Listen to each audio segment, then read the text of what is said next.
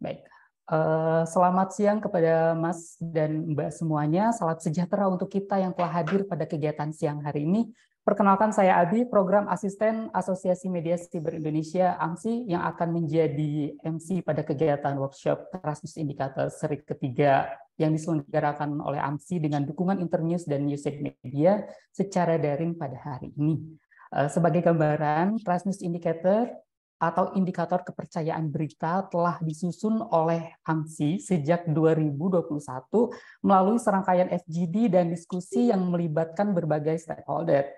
Pada tahun 2023 ini, AMSI bermaksud mensosialisasikan indikator tersebut sebagai cara untuk melihat dan memandang tingkat kepercayaan publik dari perspektif politik, perempuan, dan ekonomi atau dunia usaha secara terpisah dalam 3 serial.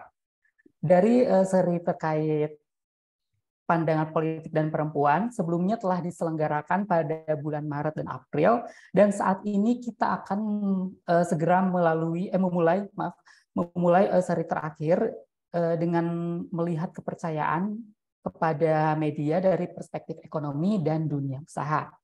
Sebelum kita masuk pada acara inti, kami mohon kepada Mas dan Mbak untuk mengisi daftar hadir terlebih dahulu. Linknya sudah di-share pada kolom chat. Dan saya ingin menginformasikan juga bahwa nanti akan ada sesi tanya jawab. Dan bagi 3 peserta yang mengajukan pertanyaan terbaik akan mendapatkan hadiah dari AMSI. Selanjutnya, untuk mengefisienkan waktu, langsung saja kita mulai kegiatan yang baik ini dengan sambutan yang pertama dari Ketua Umum AMSI, Bapak Wenceslas Manggut. Kepada Bapak Wens, kami persilahkan. Terima kasih. Assalamualaikum warahmatullahi wabarakatuh. Waalaikumsalam. Selamat siang kepada teman-teman semuanya, dan selamat siang juga kepada senior-senior kita yang menjadi pemateri pada siang hari ini untuk diskusi kita. Ada Bang Abdul, saya kira udah join ya. Terima kasih sudah join di sini. Ada Mbak Afiliani, kalau nggak salah juga udah join. Ada Bu Nita. Terima kasih sudah join, Bu, bersama kami di acara siang hari ini. Ya. Nah, sebetulnya ini proses yang agak panjang. Diskusi ini sebetulnya rangkaian dari proses panjang yang kurang lebih kita mulainya dari 2021 ke Adi ya. Ke Adi Pras mute. Betul, Kak. 2021. Jadi prosesnya agak panjang. Kenapa proses yang agak panjang dan agak melelahkan ini perlu kita tempuh? Gitu. Karena pada situasi yang sekarang, di mana kemerdekaan mendirikan media itu ya seperti hadiah dari langit dalam demokrasi seperti sekarang, itu di mana para pemain di ekosistem atau para pemain di dalam industri ini bukan hanya kita, tapi juga teman-teman di perusahaan teknologi, teman-teman platform, ya, di mana siapapun bisa bermain di dalam ekosistem, di dalam arena yang tadinya hanya menjadi arenanya teman-teman industri pers. Nah, kalau kita bilang berkali-kali bahwa lanskap yang konvensional itu sebetulnya rumusannya agak mudah gitu, karena hulu ke hilirnya kita kuasai. Lanskap yang baru ya rumusannya agak kita pusing karena hulu ke hilirnya nggak sepenuhnya kita kuasai. Pemainnya begitu banyak. Dan maaf, kalau kita ngomong distribusi, bahkan kita hanya sepersekian di dalam distribusi konten kita sendiri. Nah, di landscape itu hampir 90% konten kita distribusikan teman-teman platform. Nah, situasi ini kemewahan yang datang dari pasca proses reformasi ini tentu saja berkah, tapi juga mendatangkan masalah di dalam diri kita sendiri.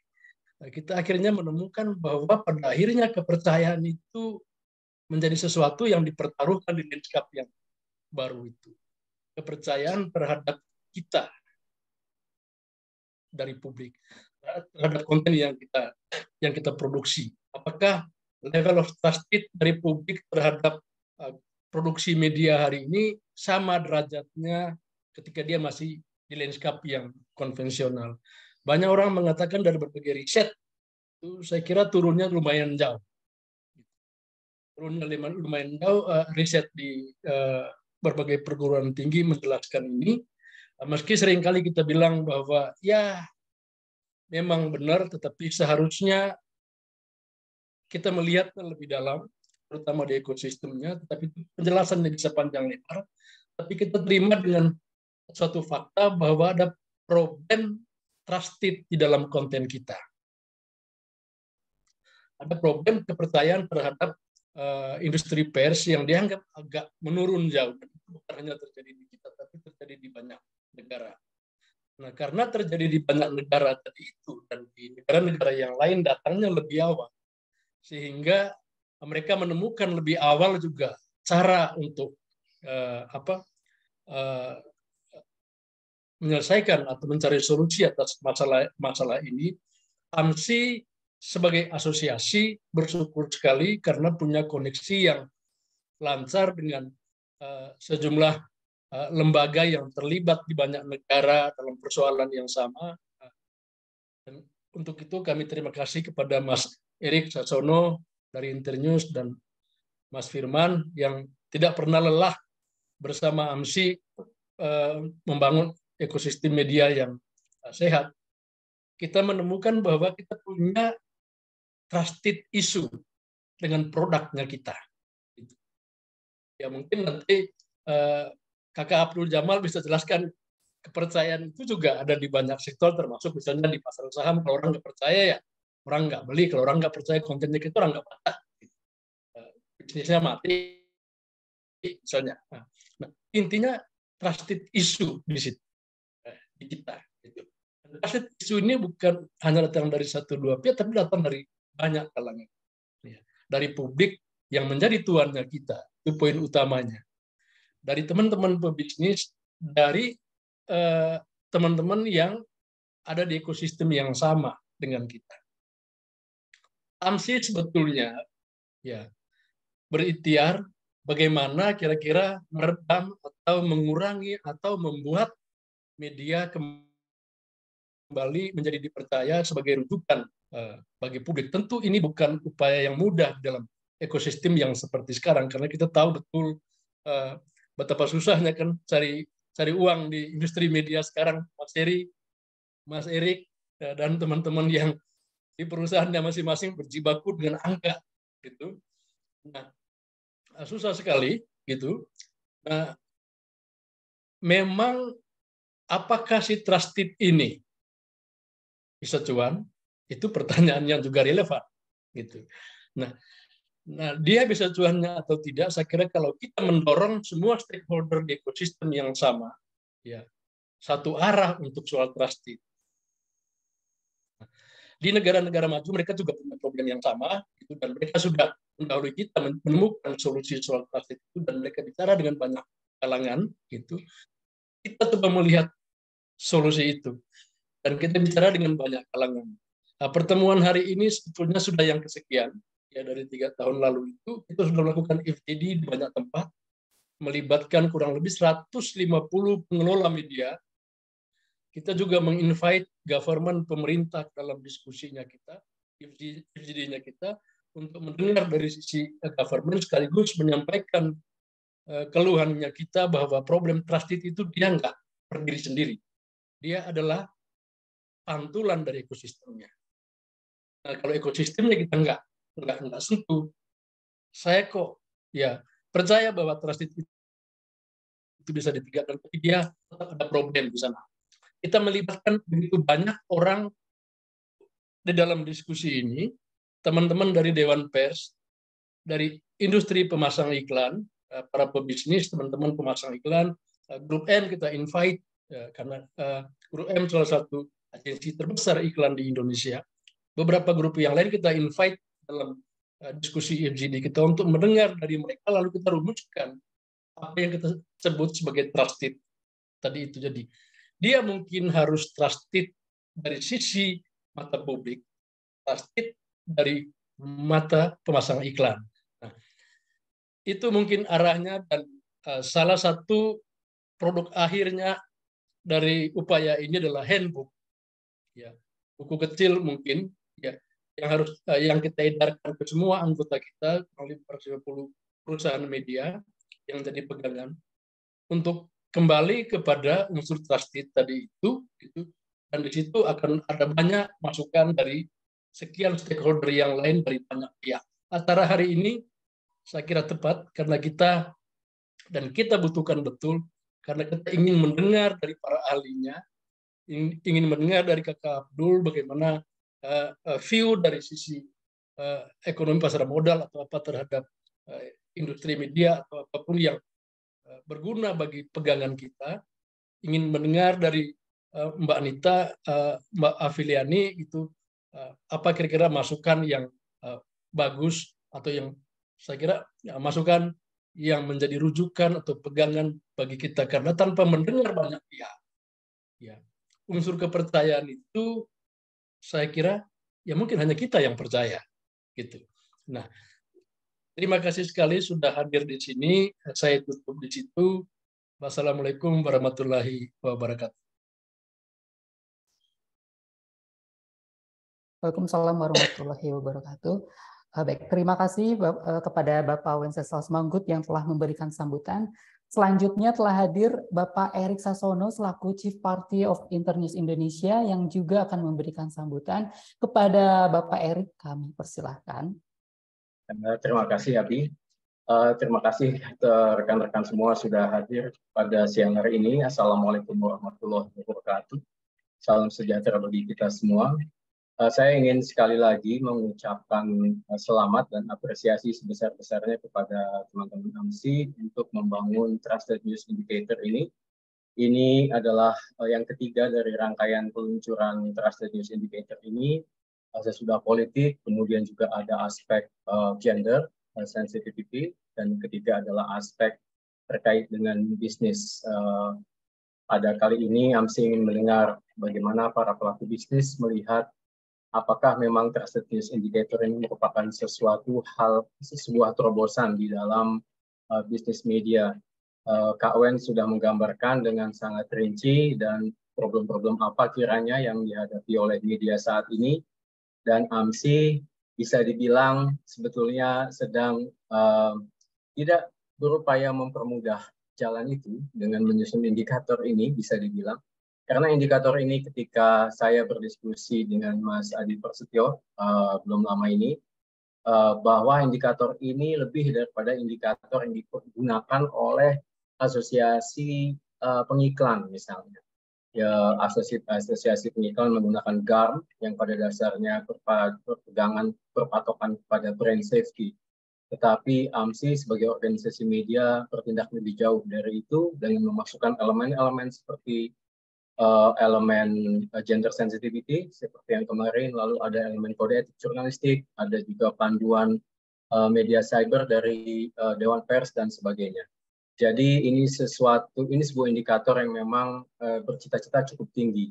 Namun ini membuat saya optimis justru karena ketika mungkin saya teringat juga apa yang Bung Karno katakan, gantungkanlah cita-citamu setinggi langit. Ini seperti sebuah upaya untuk mencapai standar yang setinggi-tingginya. Jadi kalau meleset-meleset sedikit, kita masih cukup baik lah.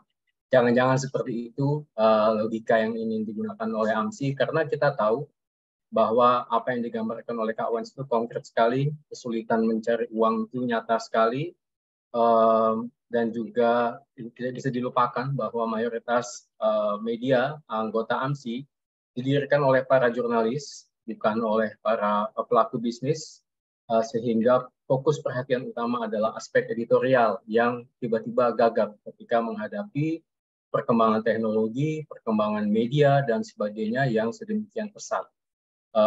Berkali-kali dalam berbagai kesempatan, FGD maupun training, hal ini kita temukan, dan ini merupakan sebuah hal yang memang harus kita akui sebagai sesuatu yang harus sambil jalan, sambil dipecahkan bersama.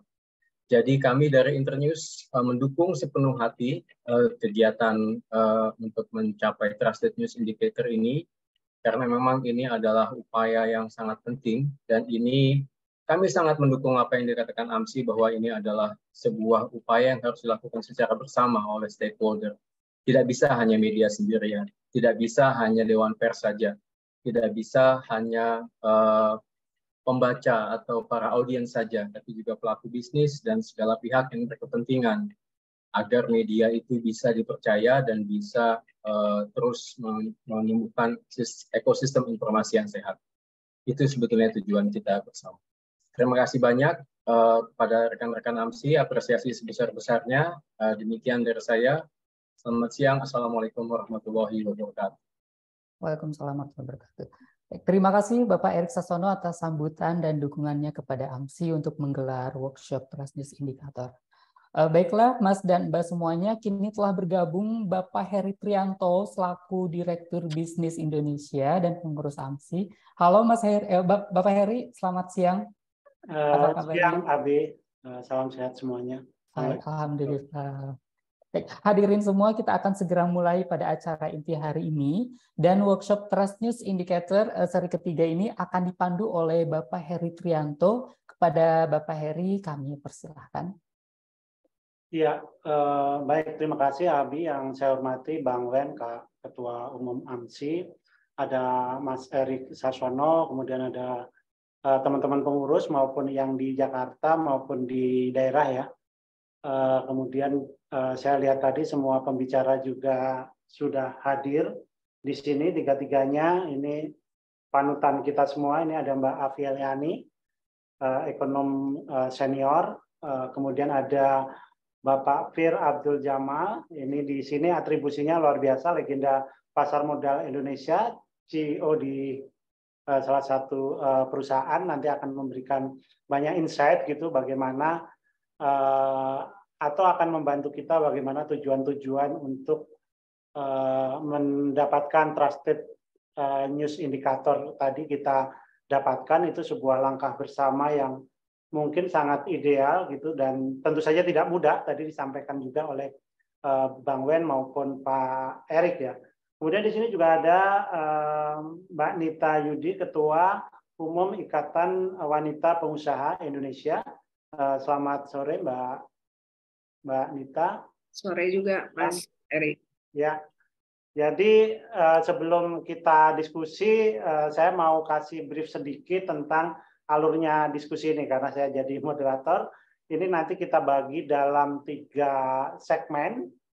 Segmen pertama, kemudian segmen kedua, dan segmen ketiga sebelum kemudian nanti ada forum tanya jawab. Kita akan mengeksplorasi tentang beberapa isu penting terkait dengan trusted news indicator yang kita inginkan, dan ini ada dari perspektif dunia usaha.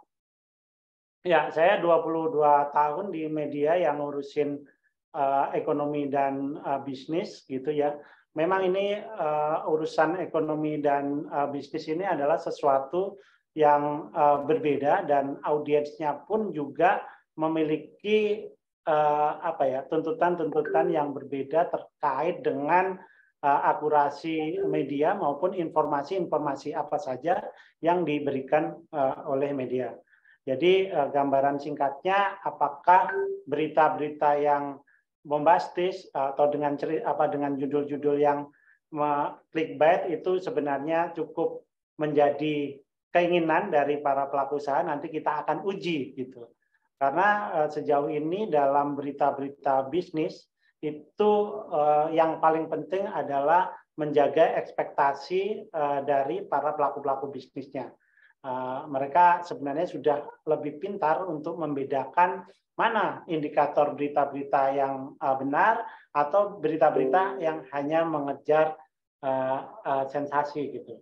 Dan di sini kita juga berhadapan pada situasi yang tidak mudah, karena memang tadi disampaikan juga Bang Wen, bisnis media itu juga tidak mudah. Di antara kita ada perusahaan-perusahaan media juga yang kebetulan juga perusahaan terbuka yang dengan mudah kita intip gitu ya bottom line-nya, termasuk di tempatnya Bang Wen. Saya baca laporan keuangannya kuartal pertama ini, bagaimana cuan itu begitu beratnya untuk kita dapatkan, kira-kira seperti itu.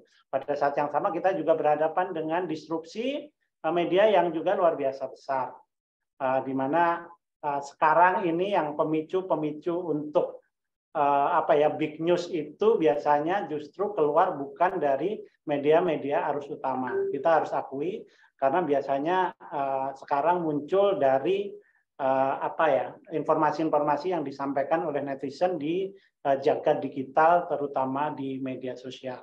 Ini menjadi penting kemudian untuk kita mengetahui dari pertama nanti saya akan berikan kesempatan kepada Mbak Afiliani. Mbak Afiliani belum ada suaranya nih. Mbak Afi, apakah sudah ada? Oh, Mbak Afinya belum join. Mas Heri, Mbak Afi minta izin narsum kedua boleh dengan yang lain dulu. Oke, baik. Di sini ada Pak Fir Abdul Jamal. Nanti tentu saja ini yang terbiasa juga mengelola informasi atau mendapatkan informasi. Nanti kita berikan kesempatan yang pertama, kemudian yang kedua nanti tentu saja Bu Nita ya. Baik, saya akan coba dulu dengan Pak Fir ya. Pak Fir, apa kabar? Ada di situ yang namanya Grace S itu adalah Pak Fir, belum sempat diubah tadi. Ya, Pak Fir. Jadi apakah investor di pasar modal itu seberapa besar sih menaruh kepercayaannya kepada media, dan sebenarnya dari mana sih mereka umumnya berbelanja informasi dalam dunia digital yang penuh dengan revolusi seperti sekarang? Boleh dimulai dari Bapak. Baik, selamat siang semuanya.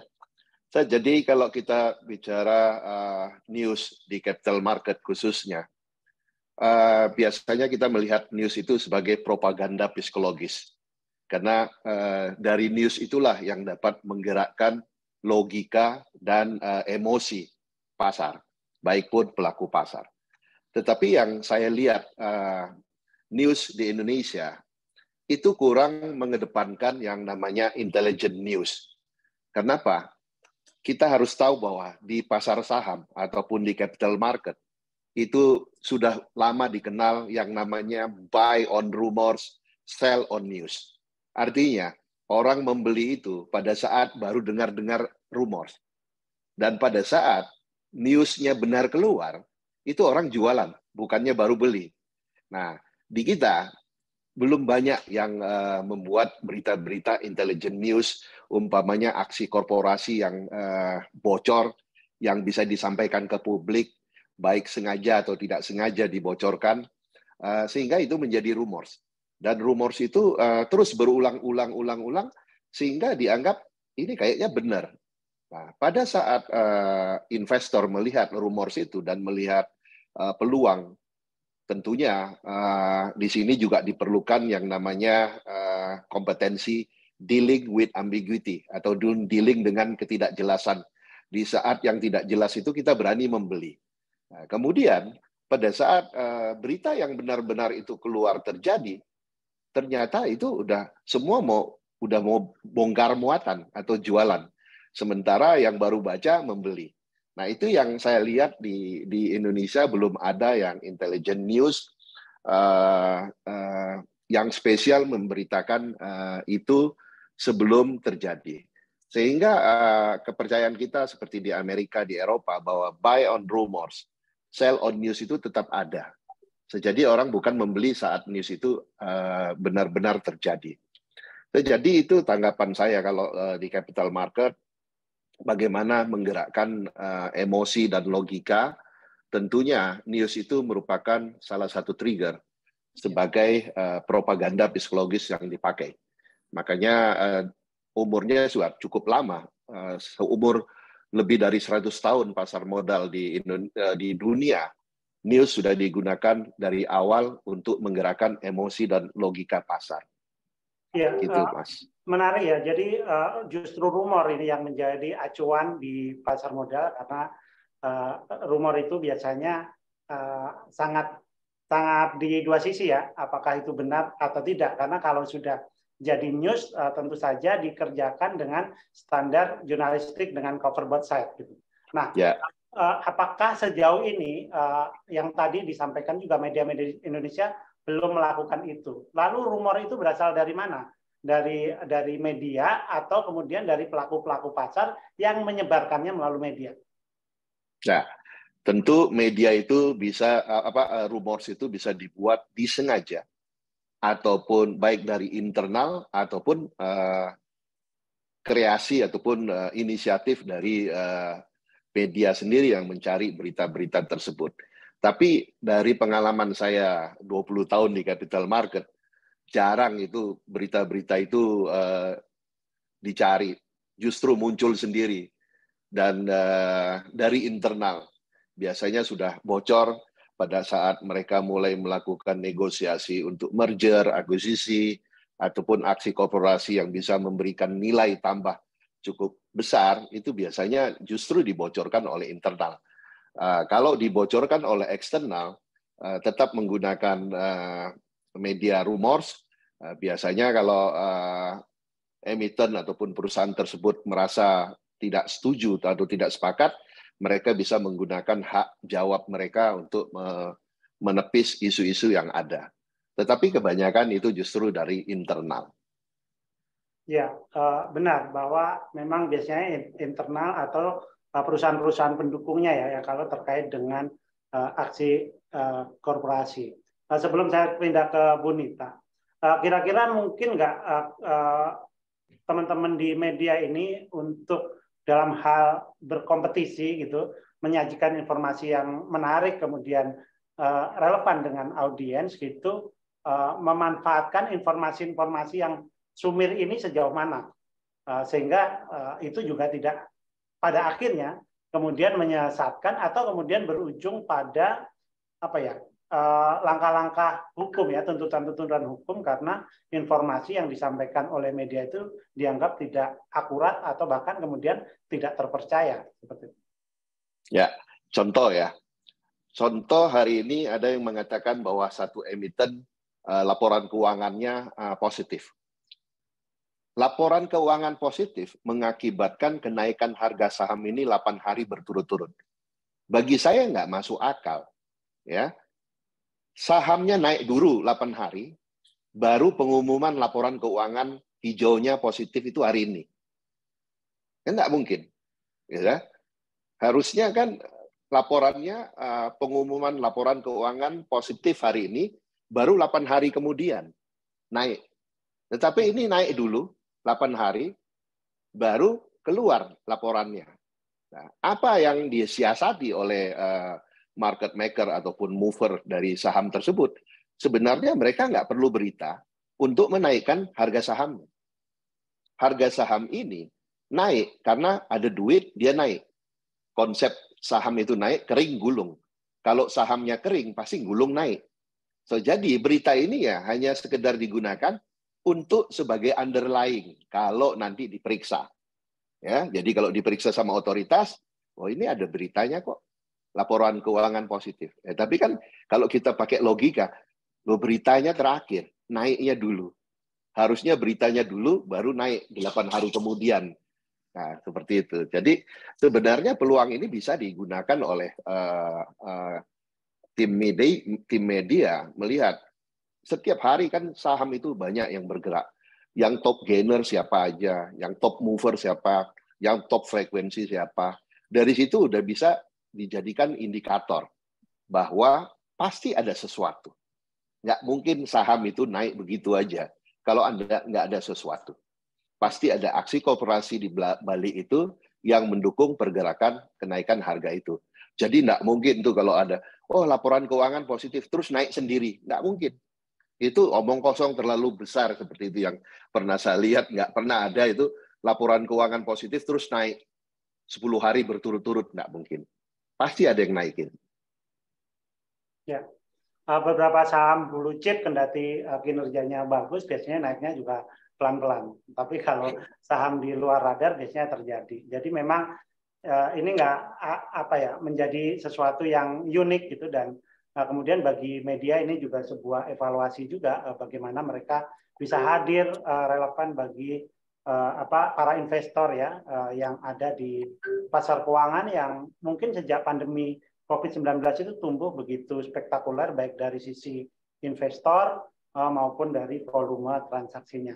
Baik, sebelum ke Bu Nita dan membuat diskusi kita ini makin terarah, saya akan berikan kesempatan kepada Mas Upi Asmara Dana untuk memberikan sedikit paparan tentang 11 indikator trusted news yang sedang kita bahas, sehingga nanti bisa menjadi bahan renungan maupun diskusi kita menjadi lebih terarah. Silakan Mas Upi dari Makassar ini ya.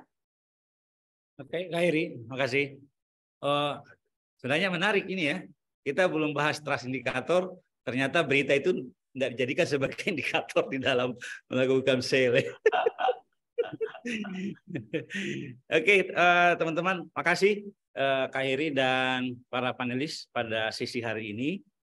Ya, memang pengurus AMSI sejak 2021 itu melakukan serangkaian kegiatan di dalam menyusun Trust News Indikator.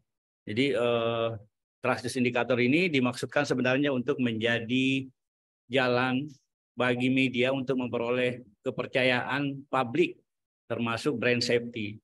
Nah, kegiatan ini kita mulai sejak 2021 yang tujuannya sebenarnya adalah untuk bagaimana media-media khususnya anggota AMSI itu mendapatkan kepercayaan publik.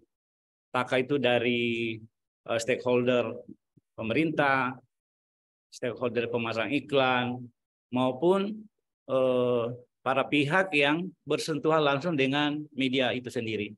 Jadi teman-teman, diskusi hari ini sebenarnya adalah kita ingin mendengar sejauh mana sih persepsi pelaku ekonomi dunia usaha itu terhadap media di tanah air. Dan ya rupanya kita ini unik karena ternyata dari legenda pasar saham kita itu mengatakan yang dibutuhkan itu bukan news tapi rumor. Jadi kita ini menjadi terkaget-kaget juga. Tapi itu Trust News Indikator ini sebenarnya adalah untuk bagaimana kita membangun kepercayaan publik terhadap media yang sementara kita bangun. Di slide berikutnya, teman-teman, kita sebenarnya memperoleh data dari Reuters Institute for Study of Journalism, University of Oxford itu bahwa memang trust indikator ini menjadi salah satu hal yang sangat penting. Dan di beberapa kesempatan sebenarnya di 2 forum-forum sebelumnya kita melihat bahwa di slide berikut aja Mas ya, kita melihat bahwa tingkat kepercayaan publik terhadap media itu di dunia maupun di Indonesia itu sebenarnya cukup memprihatinkan. Jadi kalau dibandingkan di negara Asia saja, Indonesia itu justru berada di urutan ke-5 di bawah. Jadi tingkat kepercayaan publik terhadap media-media arus utama di Indonesia itu hanya sekitar 39%. Nah, mudah-mudahan dari workshop, dari diskusi-diskusi yang kita lakukan selama hampir 3 tahun terakhir ini, mudah-mudahan ada peningkatan tahun ini.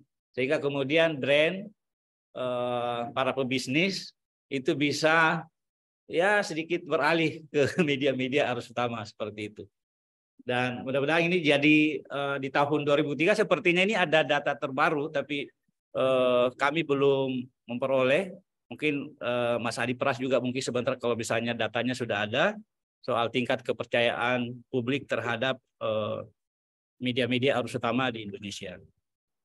Nah, di dalam kondisi ini memang sejak 2021 sampai saat ini kita setidaknya sudah menggelar 2-3 kali workshop secara daring, secara offline. Jadi kita diskusi pertama itu di Makassar sekitar Oktober 2021, sekitar 8 sampai 10 Oktober.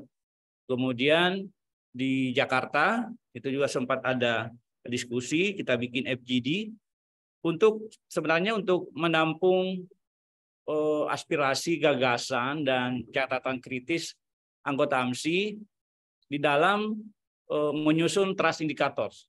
Nah, dari FGD ini teman-teman kita kemudian menghasilkan rumusan guideline trusted news yang berjumlah 11 item. Jadi ada 11 item yang kita sosialisasikan ini ke semua pihak, yang ini barangkali hari ini juga akan menjadi catatan-catatan penguat di dalam menyusun trust indikator.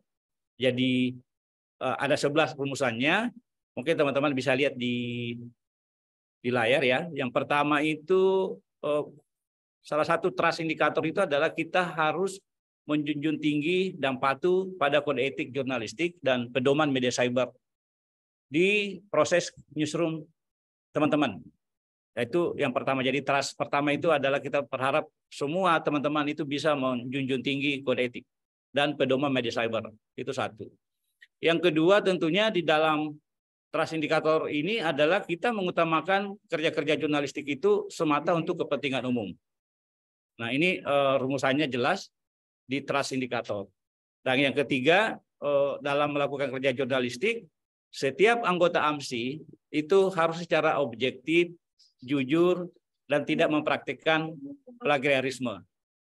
Dan yang keempat, di dalam penyusunan standar ini adalah kita mengumumkan secara terbuka tentang kepada pembaca ya, tentang ownership perusahaan. Nah, mungkin nanti kita bisa tanya ini ke para panelis khususnya di bidang ekonomi, apakah kepemilikan media itu menjadi bagian dari peningkatan trust masyarakat terhadap media itu sendiri. Mungkin ini menarik ini juga diskusinya. Di seri-seri berikutnya ini juga sempat terjadi perdebatan terkait ownership. Nah, yang keenam itu adalah kita menghargai keberagaman kelompok minoritas dan hak asasi manusia yang meliputi hak beragama, hak politik, orientasi seksual, hak untuk berekspresi yang sebenarnya dijamin oleh undang-undang. Dan yang ketujuh adalah kita tidak mempromosikan dan atau mengiklankan produk terlarang, mulai dari narkoba, obat terlarang, senjata ilegal, dan barang selundupan. Trust ke-8 itu indikatornya adalah kita tidak memberitakan tindakan secara demonstratif dan dukungan terhadap tindak terorisme dan kebencian bermuatan sara.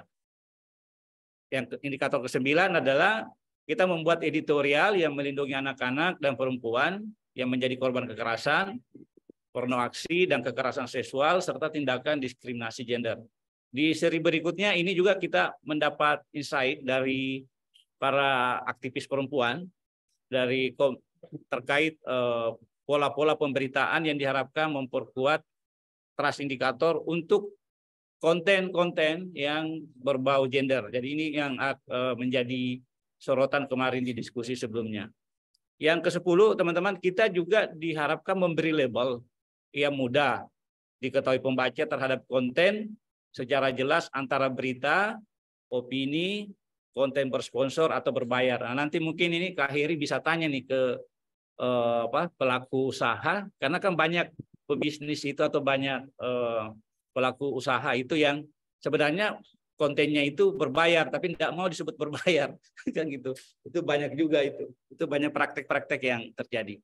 Dan yang ke-11 itu adalah kita menghargai dan melindungi data pribadi dan hak privasi pembaca atau pengunjung situs. Jadi 11 trust indikator news hasil FGD AMSI ini kita sosialisasikan ke semua stakeholder. Dan harapannya pada hari ini kita kemudian mendapat masukan-masukan yang lebih konstruktif dari para pengamat ekonomi, para pelaku usaha, dan tentunya buat asosiasi pengusaha yang ada di Indonesia. Mungkin itu Kak Heri pengantar dari diskusi kita hari ini yang tadi diawali dengan ketidakpercayaan kepada news. Ya.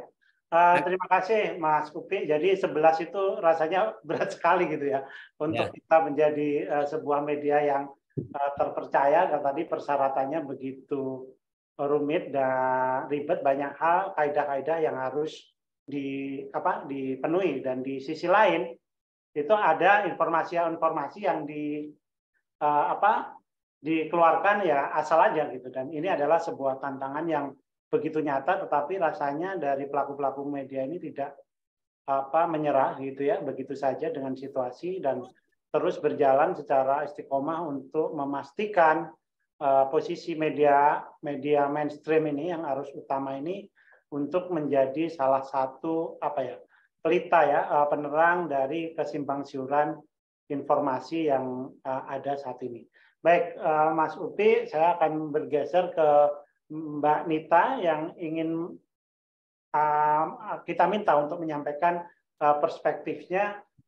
Kira-kira bagaimana sih dari dunia usaha ya, dari pengusaha gitu melihat media saat ini, dan kemudian apa sih indikator-indikator yang mereka perlukan untuk memastikan bahwa informasi yang mereka dapatkan itu adalah informasi yang valid dan terpercaya, sehingga menjadi navigasi buat mereka untuk mencapai atau mengambil sebuah keputusan bisnis atau kemudian keputusan korporasi. Silakan Ibu Nita atau Mbak Nita untuk. Ya, terima kasih Mas Heri Triyono. Mungkin saya menyapa dulu yang lain ya, Mas Heri. Ya, karena kayaknya saya cuma kenal Mbak Afi sama Mas Pras, Adi Pras. Sama teman-teman saya yang lain ada di sini dari IWAPI sudah hadir juga. Pak Wens, terima kasih Pak Wens, Pak Erik, Pak Fir, dan Pak Upi tadi ya, serta moderator kita Pak Heri serta Mas Abi MC kita. Baik, sedikit saya memberi gambaran tentang IWAPI, Ikatan Wanita Pengusaha Indonesia, yang telah lahir tahun 1975, kami berusia 48 tahun ini, dan berada di 34 provinsi dengan jumlah perempuan pengusaha sekitar lebih dari 30.000 perempuan pengusaha, di mana 98%-nya adalah UMKM. Kami hanya punya 3 program kerja, yaitu bagaimana meningkatkan sumber daya manusia, yang kedua bagaimana memperlebar usaha ataupun networking, pemasaran dari segi marketing, dan yang ketiga bagaimana mengakses ke perbankan atau keuangan untuk penambahan modal ataupun untuk diversifikasi. Pada saat saya diundang AMSI, terus terang, ini harus jujur ya, saya sendiri tidak mengerti apa itu AMSI ya, jadi harus mengulang minta informasi tentang AMSI dan sebagainya. Ternyata adalah media sosial.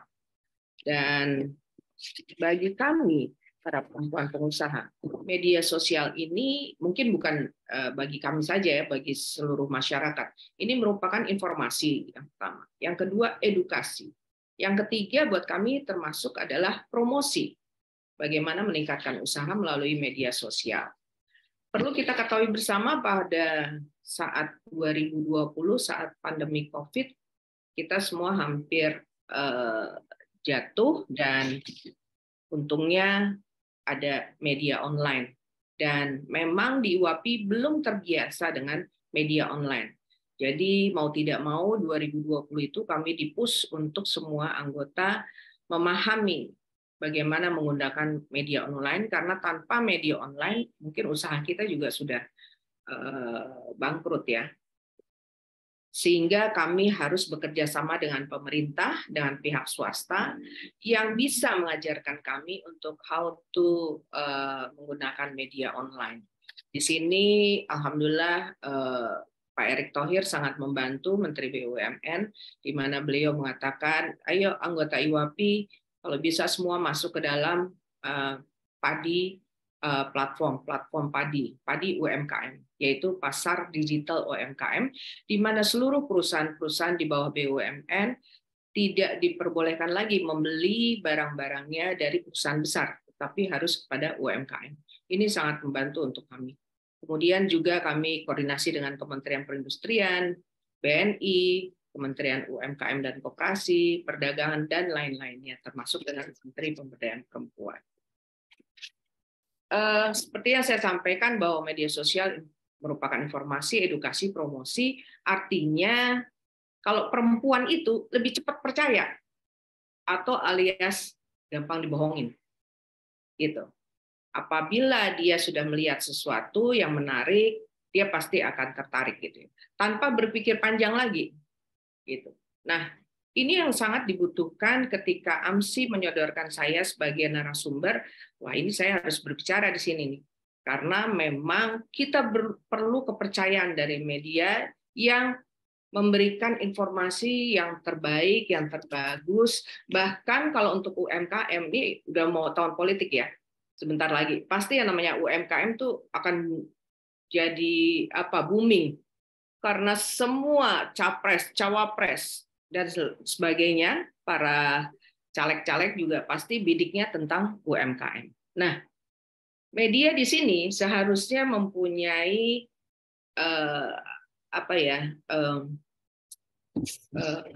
naluri yang lebih cepat ya untuk hal-hal seperti ini. Karena jangan sampai di tahun politik ini kita para pengusaha juga nanti akhirnya takut-takut, waduh ini tahun politik nih, nanti terjadi gonjang-ganjing dan sebagainya. Nah, ini harus dilapisin oleh media yang terpercaya tadi. Karena kita sama-sama para pengusaha ini kan memiliki prinsip kerja yang sama. Bagaimana perusahaan ini harus bisa sustainable, bahkan harus naik kelas. Kemudian indikator-indikatornya memang terus terang, karena tadi saya sampaikan, saya baru mengenal AMSI. Jadi artinya informasi atau promosi tentang media sosial ini, apalagi AMSI-nya ya beserta dengan anggotanya, mungkin belum, atau saya yang terlalu kuper, saya nggak tahu. Nah, itu belum sampai ke IWAPI. Mungkin lebih baik kita kerjasama agar bisa menjadi bisa menjadi hal yang terbaik untuk IWAPI, karena IWAPI ini butuh media ya, karena kita juga harus butuh promosi yang mungkin bisa dikemas secara soft selling. Kemudian kita perlu motivator ya, kita perlu inspirator ya. Bagi yang permulaannya pasti mereka UMKM kan, dari usaha kecil naik sehingga mereka bisa naik kelas dan mereka menjadi sukses. Nah, saya usulkan mungkin ini bisa dikemas dengan hal yang menarik gitu. Biasanya memang media-media sosial lainnya yang kebanyakan hoax-nya itu ya, mereka memberikan judul yang nyeleneh atau judul yang lagi tren sehingga orang buka. Nah, jangan kalah dengan AMSI. AMSI juga harus bikin gitu yang nyeleneh, tapi begitu dibuka ternyata positif gitu. Ya. Bukan yang berita yang kurang bagus lah. Kebanyakan. Karena saya juga suka buka terus terang. Pengen tahu benar apa enggak sih ini beritanya gitu. Nah, hal-hal seperti itu sebenarnya menghabiskan waktu kita. Kita baru selesai pandemi, kita harus bangkit kembali ya. Kemudian ini jangan sampai terjadi. Nah, sebaiknya juga media sosial ini, AMSI ini juga mengadakan forum-forum Q&A, ya. Misalnya tentang literasi keuangan, tentang ekspor mana yang lagi paling gencar mencari produknya Indonesia. Kemudian barang apa yang harus dicari gitu, yang diminati oleh daerah itu dibikin gitu. Kalau perlu kerjasama dengan IWAPI, insya Allah kita bisa sampai ke se-Indonesia. Jadi teman-teman untuk naik kelas tuh ada gitu, eagernya ada gitu. Nanti kerjasama dengan dirjen dari kementerian, termasuk ya terkait dengan bagaimana tentang packaging yang terbaik, informasi tentang Badan POM. Ya, mengapply Badan POM itu sangat-sangat susah. Kita kadang-kadang suka sampai putus asa gitu. Aduh, dapurnya harus diperiksa berkali-kali dan sebagainya. Tapi alhamdulillah karena saya melihat ini susah, sehingga saya bertemu dengan Ibu Penny dan Bu, ayo dong Bu, kita bikin kerjasama dong Bu. Alhamdulillah sekarang IWAPI sudah menjadi mitranya Badan POM dan kita sudah punya fasilitator atau TOT untuk ke seluruh Indonesia. Jadi teman-teman yang mau mendaftar Badan POM dibantu oleh pengurus kita sendiri. Begitu juga dengan halal. Begitu juga dengan NIB, gitu. Nah, indikator kepercayaan publik terhadap media sosial kan harus memberikan yang positif. Tapi kadang-kadang orang kalau dikasih yang positif kadang-kadang suka nggak dibaca ya, gitu. Tapi kalau ini mengenai, ini sekarang kita bicara IWAPI saja. Tapi kalau bicara tentang untuk naik kelas, pasti IWAPI baca, nggak mungkin nggak baca, gitu kan? Dan keterlibatan perempuan juga harus lebih banyak, gitu. Harus lebih banyak lagi nih Mbak Afi lainnya, gitu. Jangan Mbak Afi aja, harus banyak Mbak Afi. Karena Mbak Afi ini salah satu Dewan Konsultasinya DPP IWAPI, jadi luar biasa. Karena di sini kita punya bukti ya bahwa 54% perempuan yang usahanya mikro loh baru, itu menggunakan internet lebih besar dibandingin laki-laki. Laki-laki hanya 39%. Dan padahal di Indonesia memakai internet itu 48%. Jadi saya menyambut baik dengan adanya AMSI ini, harus bisa memberikan warna media yang lebih baik lagi, dan saya tunggu untuk media hasil-hasilnya yang lebih baik lagi, karena kita butuh informasi, kita haus informasi, kita haus edukasi, dan kita haus promosi. Itu dari kami. Terima kasih Mas Heri. Terima kasih Mbak Nita, luar biasa insight yang diberikan tadi tentang bagaimana sih sebenarnya media harus mengambil posisi dan menyajikan informasi kepada masyarakat. Perlu saya sedikit luruskan sedikit terkait dengan AMSI ini Mbak Nita. Jadi ini adalah media cyber ya, media cyber, asosiasi media cyber yang beranggotakan ratusan dari media online di Indonesia. Termasuk yang populer, sangat populer yang mungkin juga sering dikonsumsi oleh anggota-anggota IWAPI, seperti misalnya detik.com atau kompas.com, bisnis.com, dan lain-lain, itu bergabung atau berserikat dalam asosiasi ini. Jadi memang berbeda dengan media sosial yang platform-platform media sosial yang informasinya dikemas oleh orang-orang yang begitu beragam. Jadi ini memang menggunakan standar media seperti biasa. Tadi beberapa masukan yang diberikan oleh Mbak Nita rasanya cukup relevan ya. Bagaimana menyajikan informasi-informasi yang memang dibutuhkan oleh dunia usaha terkait dengan literasi ya, baik literasi keuangan, kemudian tentang informasi-informasi yang memberikan navigasi kira-kira seperti itu, karena memberikan informasi bagaimana audiens ini bisa mengembangkan usaha. Rasanya ini cukup hampir semua pebisnis memerlukan itu, informasi-informasi yang memang relevan dengan kegiatan mereka. Dan tadi Mbak Nita juga mengaku juga bahwa suka dengan judul-judul yang menarik atau judul-judul yang membuat kita penasaran, tetapi isinya itu yang sesuai gitu, tidak judulnya A, isinya B, kira-kira gitu. Jadi ini penting juga untuk kita saling membangun kepercayaan. Terima kasih Mbak Nita. Nanti kita akan sampai kepada diskusi tanya jawab, untuk kemudian saya akan memberikan kesempatan kepada pembicara ketiga, ekonom kita Mbak Afiliani. Apakah sudah bergabung? Tadi sempat bergabung. Sudah. Ya. Sampai ketemu lagi nih dengan saya. Terima kasih teman-teman diundang. Tadi ada banyak pertanyaan sebenarnya yang harus dijawab oleh Mbak Afi selaku ekonom gitu. Kira-kira apa sih media terpercaya itu menurut Mbak Afiliani itu seperti apa? Kemudian kita juga memerlukan saran dan kritik terhadap media cyber yang secara umum ini, apa usul-usul apa saja gitu, kira-kira informasi-informasi apa saja yang kemudian memastikan bisa membangun kepercayaan audiens maupun publik yang menjadi tujuan utama dari media-media ini. Silakan Mbak Afi. Oke, terima kasih undangannya dan juga rekan-rekan narasumber Mbak Nita Yudi yang udah lama nggak ketemu. Kita senang bisa ketemu di sini. Mohon maaf lahir batin juga buat semuanya. Ya, jadi mungkin sebenarnya saya lihatnya begini, kita harus lihat dulu siapa sih audiens dari media gitu ya. kalau saya bagi itu ada 3 segmen sebenarnya. Segmen kelas atas, kelas menengah, dan kelas bawah ya. Sehingga cara penyajiannya pun harus berbeda. Di mana kalau yang kelas atas ya di sini tentu saja ini sangat berpengaruh terhadap ekonomi. Kenapa?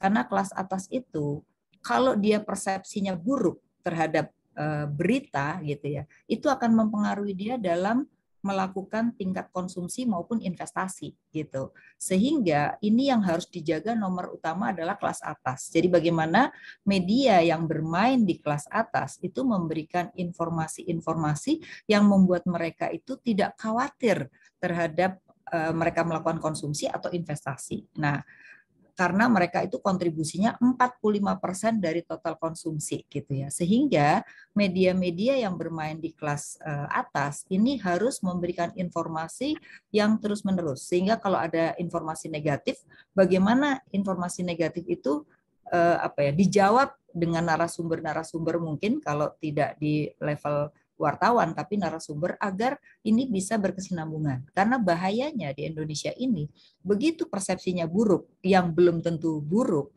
itu mempengaruhi perilaku mereka. Itu satu ya. Nah, yang kedua yang kelas menengah. Nah, kelas menengah ini kan macam-macam gitu ya. Mereka juga punya kontribusi 35% dari total konsumsi. Ya, itu jumlahnya 40% dari masyarakat kita. Kalau yang atas tadi jumlahnya 20% dari masyarakat kita, dan yang paling bawah itu adalah yang 40% juga gitu. Sehingga media itu harus mampu satu mengambil segmen yang mana gitu ya. Yang kedua harus membedakan antar segmen ini di dalam memberikan berita, walaupun berita itu sama sifatnya gitu. Karena ketika dia tidak memperhatikan segmen, maka berita itu akan tidak bisa menjadi konsumsi publik yang berarti gitu. Artinya orang cuma baca, tapi sebenarnya maknanya nggak ada gitu. Nah, ini yang menurut saya penting ya. Nah, jadi berbagai segmen tersebut. Nah, dari sisi ekonomi kalau kita lihat kan ada yang namanya indeks kepercayaan konsumen ya yang selalu dibuat oleh Bank Indonesia gitu ya. Nah, itu akan terlihat gitu. Di mana kalau indeks kepercayaan masyarakat kita itu di bawah 100 itu artinya bahwa orang 6 bulan ke depan tuh nggak yakin ekonominya itu akan bagus sehingga mungkin saja mereka meningkatkan tabungan, mengurangi konsumsi, mengurangi investasi karena takut ada apa-apa gitu. Nah, disinilah peran media bagaimana bisa meyakinkan agar ekonomi kita itu tetap berkesinambungan ya.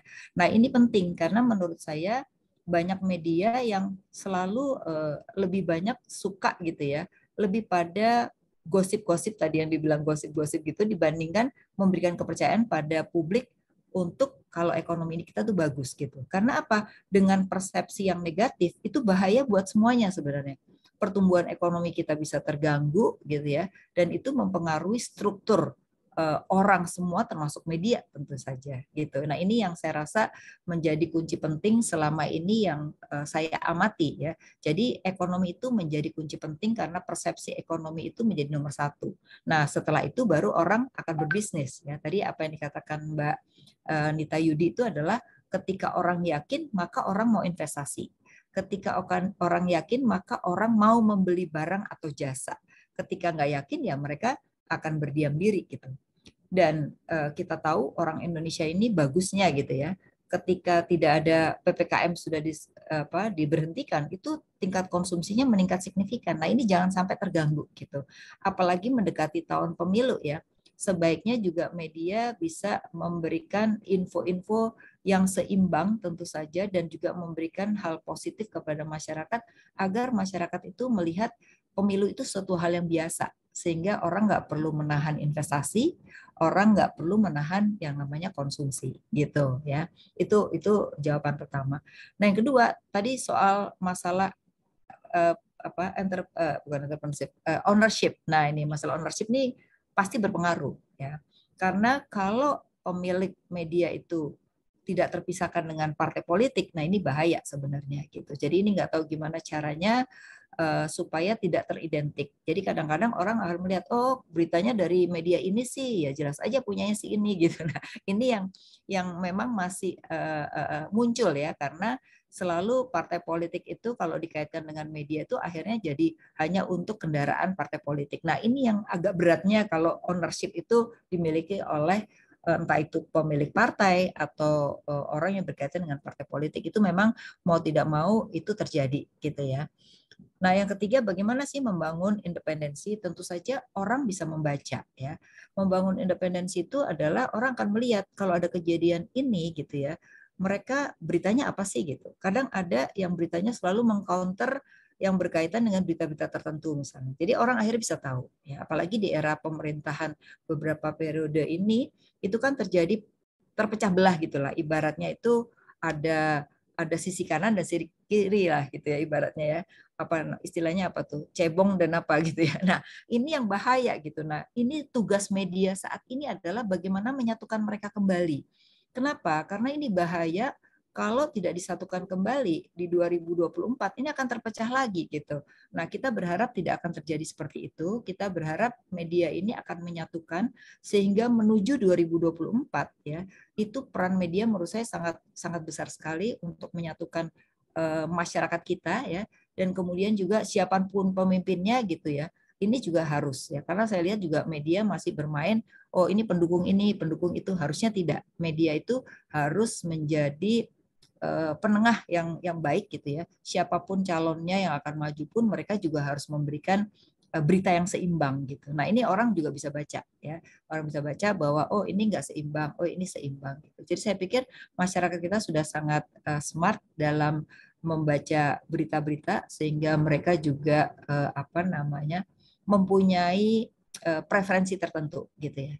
Nah, soal sosial media, nah ini sosial media ini juga jangan diremehkan karena ternyata orang-orang di sosial media yang sering membuat tulisan-tulisan itu juga kadang-kadang menjadi referensi loh buat masyarakat. Nah, bahayanya kadang-kadang karena mereka itu penulisannya bagus ya, itu bisa jadi referensi. Nah, di sini juga menurut saya media cyber harus juga membaca dari sosial media yang mungkin perlu diluruskan oleh media gitu ya. Jadi tidak harus mengikuti mereka, tapi juga ada yang harus diluruskan karena bisa jadi mereka itu menjadi orang-orang yang menjadi patokan dari masyarakat gitu. Jadi masyarakat tuh selalu percaya sama orang ini. Jadi dia lihat terus Instagram orang itu. Nah, menurut saya kalau yang bagus sih nggak apa-apa gitu. Kalau itu negatif kan bahaya. Ini akan membuat kelompok-kelompok lagi gitu. Nah, disitulah peran media juga untuk memperhatikan sosial media agar bisa juga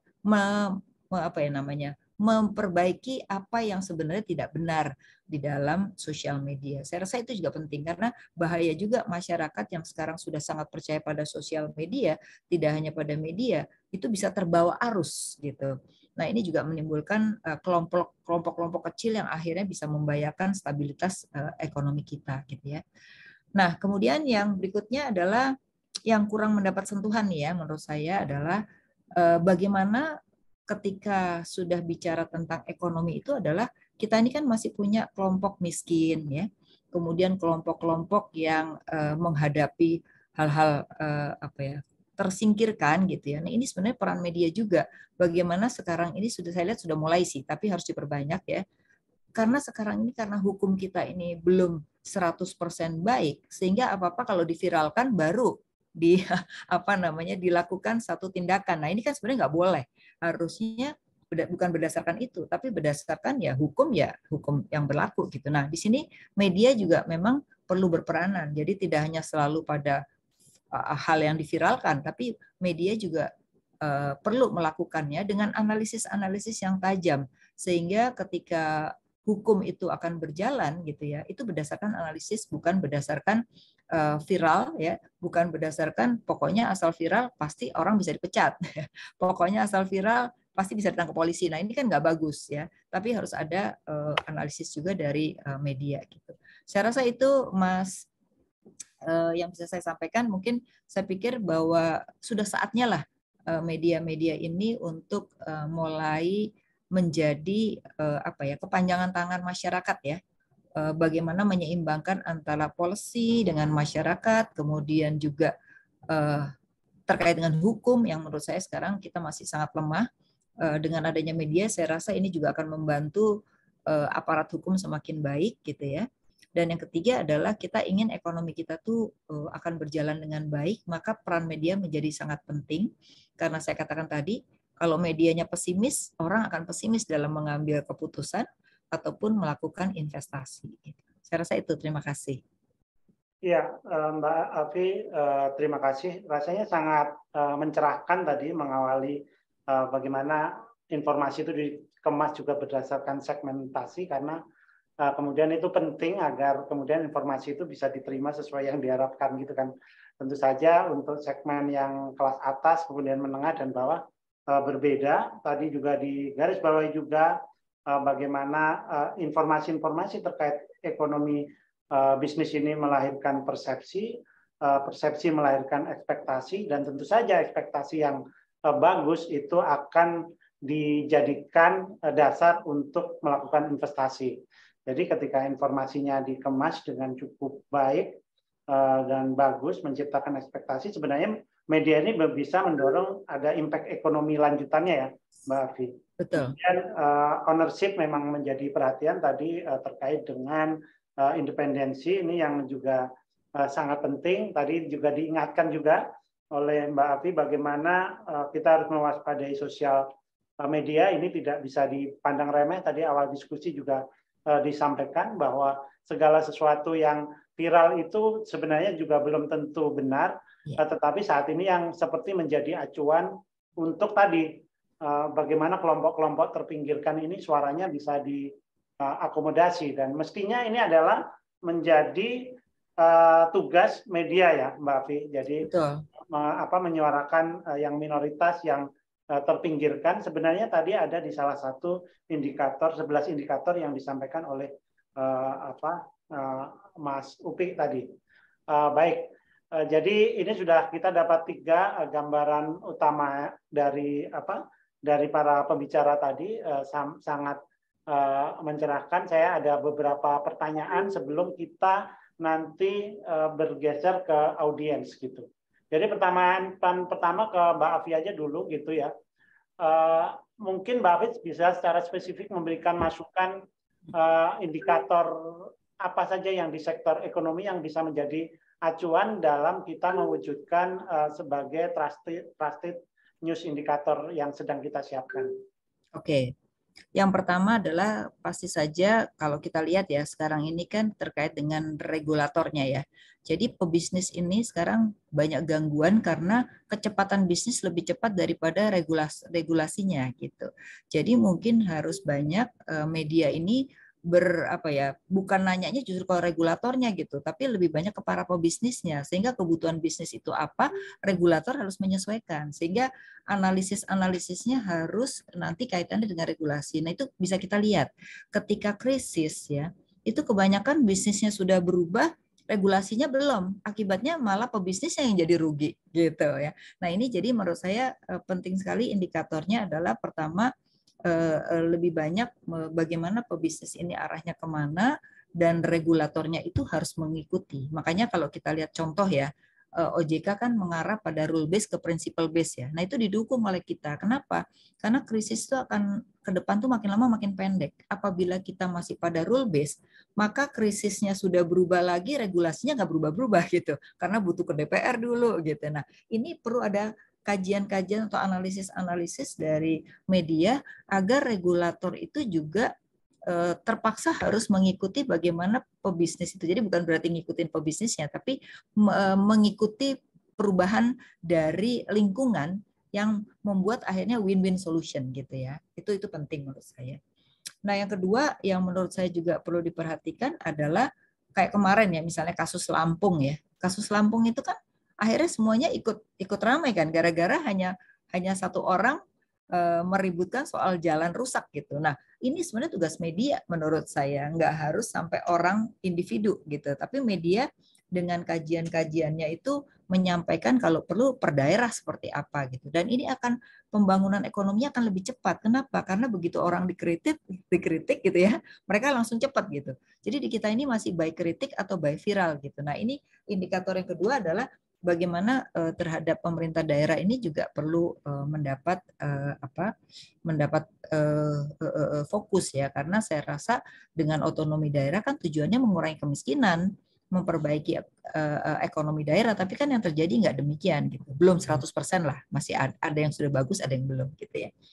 Nah, kemudian yang ketiga tadi usul indikatornya adalah bagaimana juga fokus pada kemiskinan dan stunting ya, yang menurut saya nih jarang dikaji gitu, karena dianggap ini nggak memberikan nilai yang tinggi mungkin gitu. Tapi menurut saya itu penting karena bahaya bagi Indonesia 2045, di mana angka stunting kita tinggi. Kalau kita nggak terus kasih kritikan, kita akan menjadi beban di 2045. Jadi rasanya sih nggak sekarang, tapi akan akibatnya itu di 2045 gitu. Jadi itu mungkin menurut saya juga perlu ya indikator untuk kemiskinan dan itu penting ya.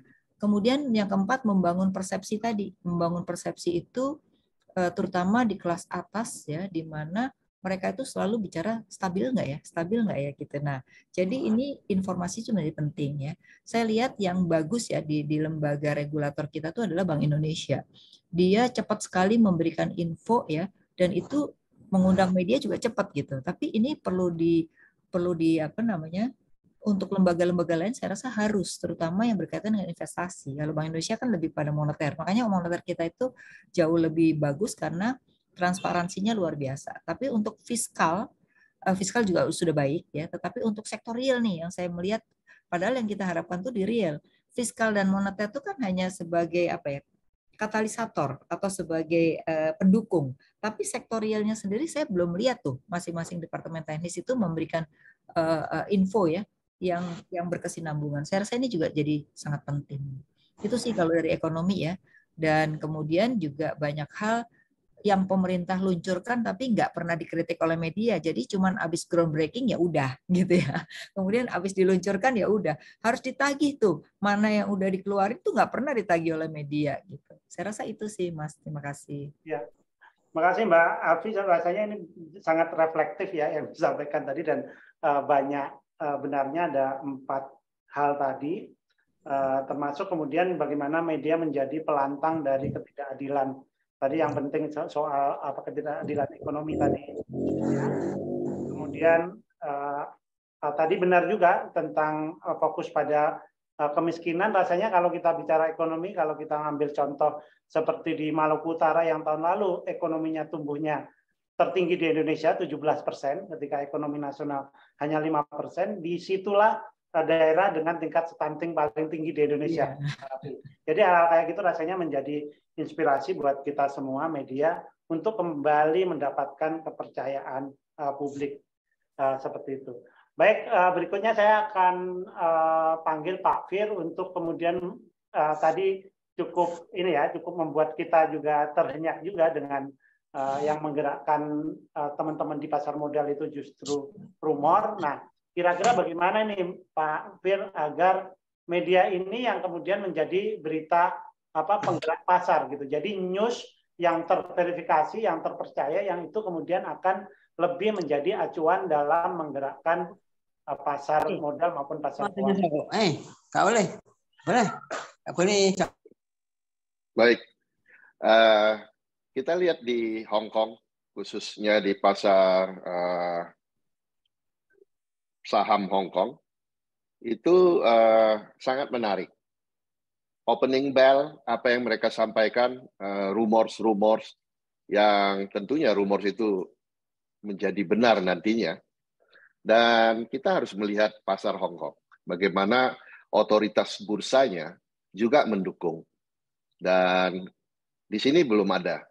Jadi opening bell ini kita lebih banyak membahas tentang technical analysis, fundamental, dan lain-lain. Dan kita selalu percaya dan bahkan kita selalu terjebak seolah-olah pasar itu bergerak kalau fundamentalnya bagus. Kalau fundamentalnya bagus, pasti bergerak. Nggak mungkin. Capital market ataupun pasar saham itu sama seperti pesawat terbang. Boeing, Airbus itu pesawat terbang yang bagus dengan teknologi tinggi. Tetapi kalau dia berada di bandara tanpa pilot, dia nggak akan terbang kemana-mana. Dia akan terbang setelah dia naik, kemudian autopilotnya bisa beroperasi pada saat dia sudah di udara. Jadi sama dengan di pasar saham juga itu. Saham ini akan terbang dengan sendirinya apabila ada yang memimpin ataupun ada lead daripada pasar itu sendiri. Jadi menurut saya kita juga sudah harus melihat kiblat di Hong Kong, bagaimana berita itu bisa menjadi supporting ataupun informasi yang bisa menjadi menarik. Karena kita beli saham, kadang kita lihat teori-teori cara membeli saham, memilih saham, bahkan yang mengajar cara membeli saham itu udah nggak ada lagi. Dia 5 tahun lalu ngajarin cara membeli saham. 5 tahun kemudian orang itu udah nggak ada lagi. Jadi siapa yang mau dipercaya di industri seperti capital market? Kira-kira seperti itu menurut saya. Ya, jadi nggak apa-apa. Kalau kemudian ada masukan lain, kemudian buat teman-teman ini, umumnya yang hadir dalam diskusi ini adalah pengelola media, Pak Fir. Jadi kira-kira selain tadi ya, menyajikan informasi secara menarik, menggunakan benchmark yang di Hong Kong, mungkin ada beberapa indikator lagi yang mungkin bisa menjadi masukan buat teman-teman di sini. Sederhana aja. Setiap hari kan kita lihat kalau Bapak coba download RTI Business, itu 30 menit pertama aja kita udah tahu siapa market mover di hari ini. Ada 4 sampai 5 sampai 10 yang menjadi mover penggerak saham. Nah, coba kita cek satu persatu. Kita kontak satu persatu perusahaan itu. Kenapa sahamnya kok bergerak? Tentu ada aksi korporasi di balik itu semua. Jadi itu tentunya banyak teknis yang mungkin saya bisa sharing, tapi mungkin khusus mungkin satu saat kita bisa bertemu dengan media dan kita bisa buat exercise. Karena saya juga udah buat beberapa dengan teman-teman di media yang senior, seperti Pak Edo dari Investor Daily. Mereka kan setiap hari ada di industri itu dan setiap hari bertanya apa sih rumors yang ada di balik pergerakan saham tersebut. Sehingga mereka mulai tertarik menguliti satu persatu. Nggak mungkin saham ini terbang tanpa ada maksud. Jadi kalau kita lihat ada seorang investor berani beli hari ini 200 miliar, saya rasa saya berani taruhan. Kalau dia nggak dapat insider informasi, tidak mungkin dia berani beli 200 miliar hari ini hanya karena, saya lihat perusahaannya bagus, saya lihat laporan keuangannya bagus. Omong kosong, saya nggak yakin. Ya, terima kasih Pak Fir, menarik. Jadi follow the market ya. Jadi informasi itu mencari atau menggali yang dalam tentang apa yang terjadi di pasar. Misalnya 30 perdagangan. Rasanya ini sebuah insight yang cukup bagus sehingga pasar modal jadi acuan gitu ya. CCL. Ada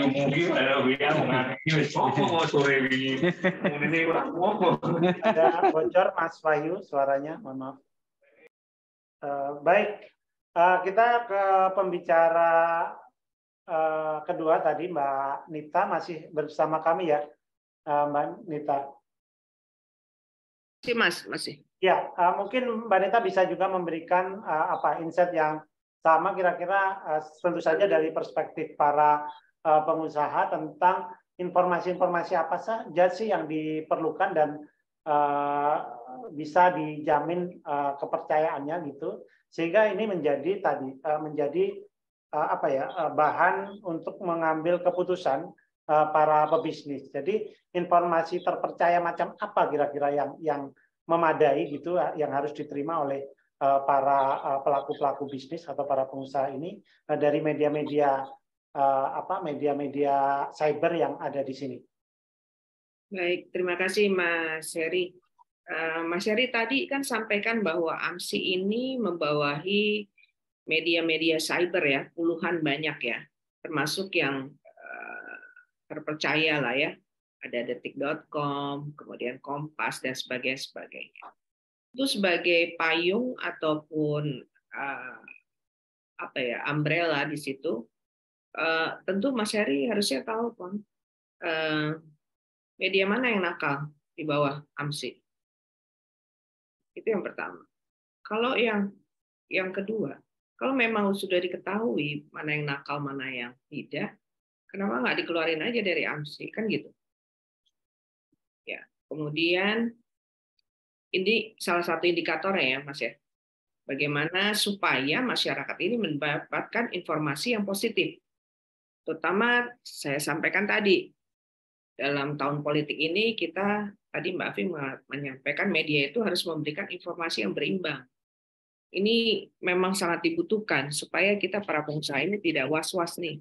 Akan terjadi chaos, akan terjadi apa dan sebagainya. Karena kelihatannya makin seru nih, capresnya ada 3 atau tetap 2, atau mau jadikan 1. Kalau 1 aman. Kemudian informasi yang sangat dibutuhkan untuk kami para UMKM adalah bagaimana UMKM ini bisa naik kelas. Termasuk regulasi yang tadi disampaikan Mbak Afi, biasanya regulasinya lebih lambat daripada informasinya. Informasinya lebih lambat.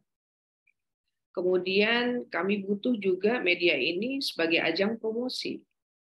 Bagaimana bisa mempromosikan UMKM yang mereka mungkin mulainya dari yang kecil ya, kemudian kendalanya apa, tantangannya apa sehingga mereka bisa sukses. Nah, ini kan akan menjadi motivator. Dan satu lagi mungkin sebagai edukasi. Edukasi, memberikan edukasi yang berbobot sehingga para UMKM ini bisa ekspor ya ke negara-negara yang memang sudah dibidik, yang membutuhkan barang-barang ataupun produk dari UMKM Indonesia. Jadi kalau dari kami, dari segi IWAPI, dari mata IWAPI, kami berharapkan bahwa AMSI dengan seluruh anggotanya di bawah fokus juga kepada bidang ekonomi, khususnya perempuan pengusaha UMKM. Karena kalau perempuan pengusaha UMKM makin banyak, Mas, ini insya Allah bisa mengurangi kemiskinan, pengangguran, kriminalitas. Yang sudah pasti ya, generasi penerus bangsa akan lebih sehat lagi. Karena semakin banyak profitnya, dia semakin banyak melihatnya kepada anak-anaknya, lingkungannya, baru usahanya. Gitu. Jadi seperti Madeleine Albright, Menteri Perempuan pertama di Amerika, mengatakan bahwa profit perempuan pengusaha 90% adalah untuk lingkungannya, keluarganya, usahanya. Dibanding dengan laki-laki pengusaha, hanya berapa itu? Kalau nggak salah hanya 40%. Jadi 60%-nya kita nggak tahu menguap kemana. Apakah untuk kawin lagi, atau untuk istri kedua, untuk pacar, dan sebagainya. Jadi fokus kepada perempuan pengusaha. Itu aja, Mas. Ya, terima kasih Mbak Nita. Jadi ada 3 yang tadi saya catat, yaitu bagaimana ikut mendorong ya informasi-informasi yang disajikan, mendorong UMKM naik kelas. Kemudian ya media menjadi ajang promosi, rasanya dengan audiennya memang media sejak awal berfungsi mengamplifikasi ya dari kegiatan-kegiatan dari para narasumbernya. Kemudian bagaimana fokus untuk memajukan perempuan yang menjadi pengusaha, karena ini impact-nya juga sangat tinggi. Baik, terima kasih 3 pembicara. Saya sekarang ke segmen tanya-jawab. Ini ada beberapa pertanyaan yang sebenarnya sudah masuk, dan panitia juga menyediakan hadiah untuk pertanyaan-pertanyaan terbaik. Kabarnya sih Imani tadi, silakan teman-teman yang mau bertanya boleh mengacungkan diri, mengacungkan jari, atau bertanya langsung akan lebih bagus ya, biar lebih ini. Selain nanti saya bacakan ada beberapa pertanyaan yang ditulis melalui ini. Ada, silakan teman-teman, bebas ini. Di sini ada banyak para tokoh media. Mbak Citra, mungkin Mbak Citra saya berikan kesempatan, atau siapa? Izin Mas. Oh, Mas Budiman dari NTB. Silakan. Saya singkat aja Mas, saya ke Ibu Iwafi itu menarik tadi. Satu aja pertanyaan. Kalau dari kacamata pengusaha sendiri, sebenarnya media terpercaya itu maknanya seperti apa sih? Itu aja mungkin Mas. Sehingga kemudian dia pengusaha itu bisa memilih media yang tepat untuk usaha mereka dalam rangka promosi begitu. Kira-kira media yang terpercaya menurut kacamata pengusaha itu seperti apa sih sebenarnya? Silakan Bu Afi, nanti juga bisa dijawab juga oleh Bu Nita. Kebetulan Bu Afi adalah ekonom, tapi rasanya dia juga bisa memberikan jawaban yang mencerahkan juga buat kita semua. Oke. Pertama adalah mereka akan melihat konsistensi dari medianya dulu. Ya, konsistensi itu artinya apa? Memberikan berita-berita yang konsisten. Jadi tidak melakukan hal-hal yang menyimpang gitu. Itu pasti mereka akan lihat. Nah, yang kedua, manfaatnya adalah apa? Dalam pengambilan keputusan, baik itu keputusan di bidang investasi maupun keputusan di bidang bisnis yang lain gitu ya. Karena misalnya kalau tadi di pasar modal ya, kan ada juga pengusaha yang sahamnya bagaimana ya. Terus kemudian ada juga dia perlu investasi apa enggak ya. Kalau investasi itu kemana gitu. Nah, dia pasti akan mencari beberapa media ya. Biasanya sih nggak satu media, dia akan melihat 2 atau 3 sampai 4 media gitu. Mana yang konsisten, dan itu biasanya dia akan menjadikan referensi untuk pengambilan keputusan gitu. Jadi mereka sudah punya, para pengusaha itu sudah punya preferensi-preferensi yang dianggap konsisten ya. Nah, makanya penting tadi saya katakan media tuh perlu konsisten. Jangan sampai tiba-tiba begitu dia berbalik sedikit orang langsung melihat dari selama ini udah bagus tiba-tiba jadi buruk. Nah, ini yang harus hati-hati. Karena kadang-kadang media itu kadang-kadang gini loh. Terlena sejenak bisa aja ya, karena kan sekarang kita nggak bisa menutup kemungkinan ya, di mana mereka itu memberikan informasi. Nah, itu yang harus kita kaji. Jadi sebenarnya di media pun harus melihat informasi. Nggak setiap orang bikin press conference itu langsung kita tulis apa yang dia omong. Tetap harus ada kajian juga. Belum tentu yang dibikin press conference oleh mereka itu belum tentu benar juga kan gitu ya. Jadi tetap harus kritis ya. Harus dikaji dulu, tidak hanya asal memberitakan apa yang dilakukan di dalam press conference maupun juga webinar-webinar, tetap harus ada kajian gitu. Karena menurut saya kalau hanya memindahkan dari narasumber ke situ saja, tidak ada analisis, itu juga berbahaya sehingga akhirnya dianggap nanti tidak konsisten gitu. Jadi harus memberikan konsistensi terhadap kebenaran-kebenaran ya, fakta-fakta yang ada sehingga itu bisa menjadi referensi. Dan mungkin juga dalam tulisan menurut saya harus ada, paling tidak kalau ada analisisnya itu sangat bagus ya. Jadi orang tuh baca di akhirnya aja udah tahu, oh ini kondisinya seperti ini, saya perlu bisa investasi nih gitu.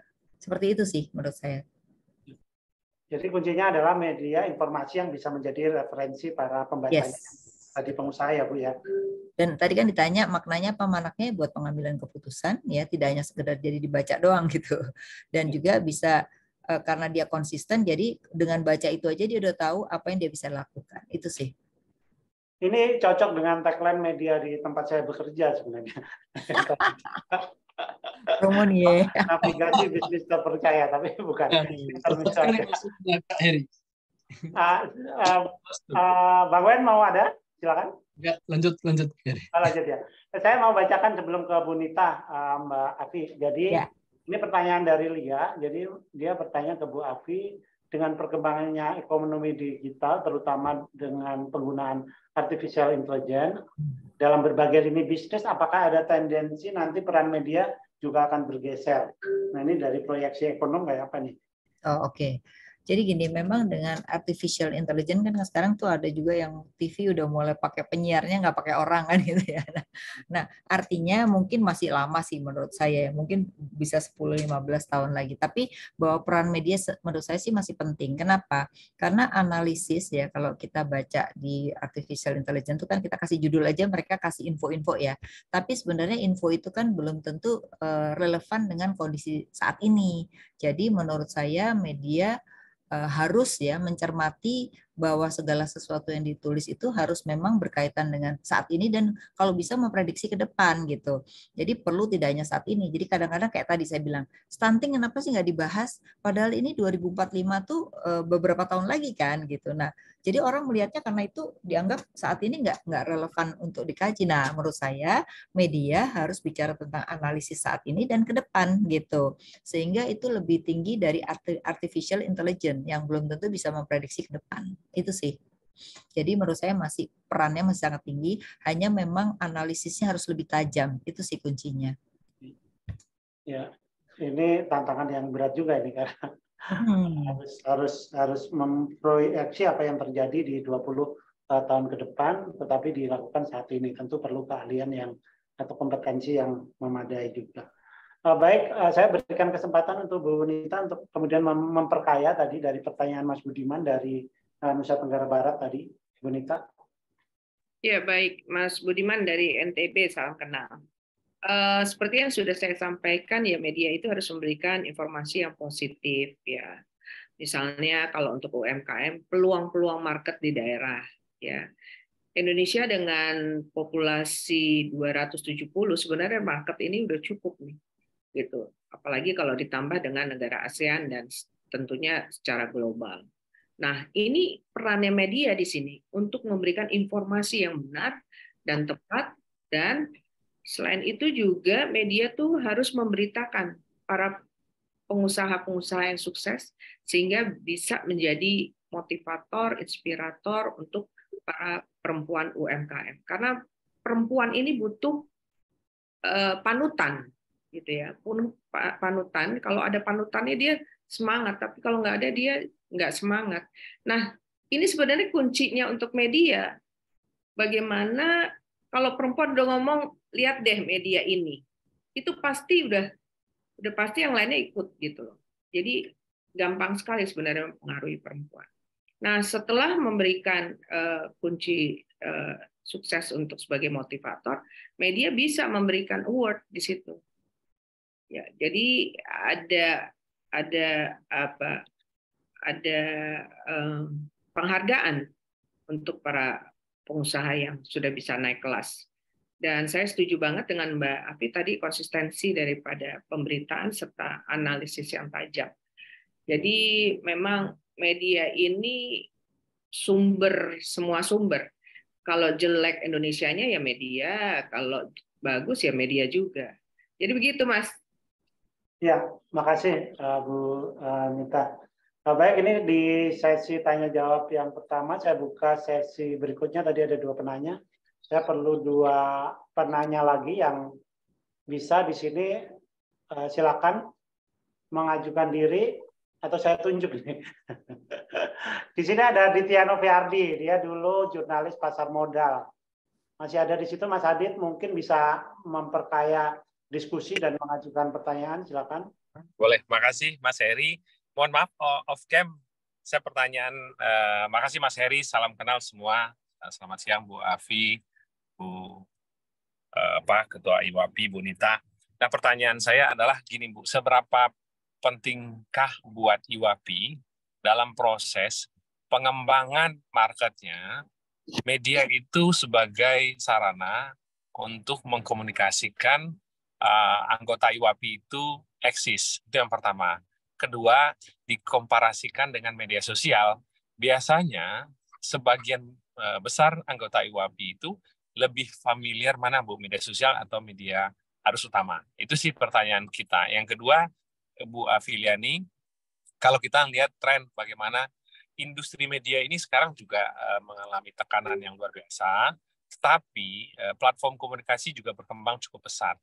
Nah, yang ingin saya tanyakan ke Ibu Afiliani adalah kira-kira perkembangan media ini kontribusinya terhadap trust informasi di media di Indonesia saat ini seperti apa dibandingkan dengan sarana-sarana komunikasi lainnya termasuk media sosial.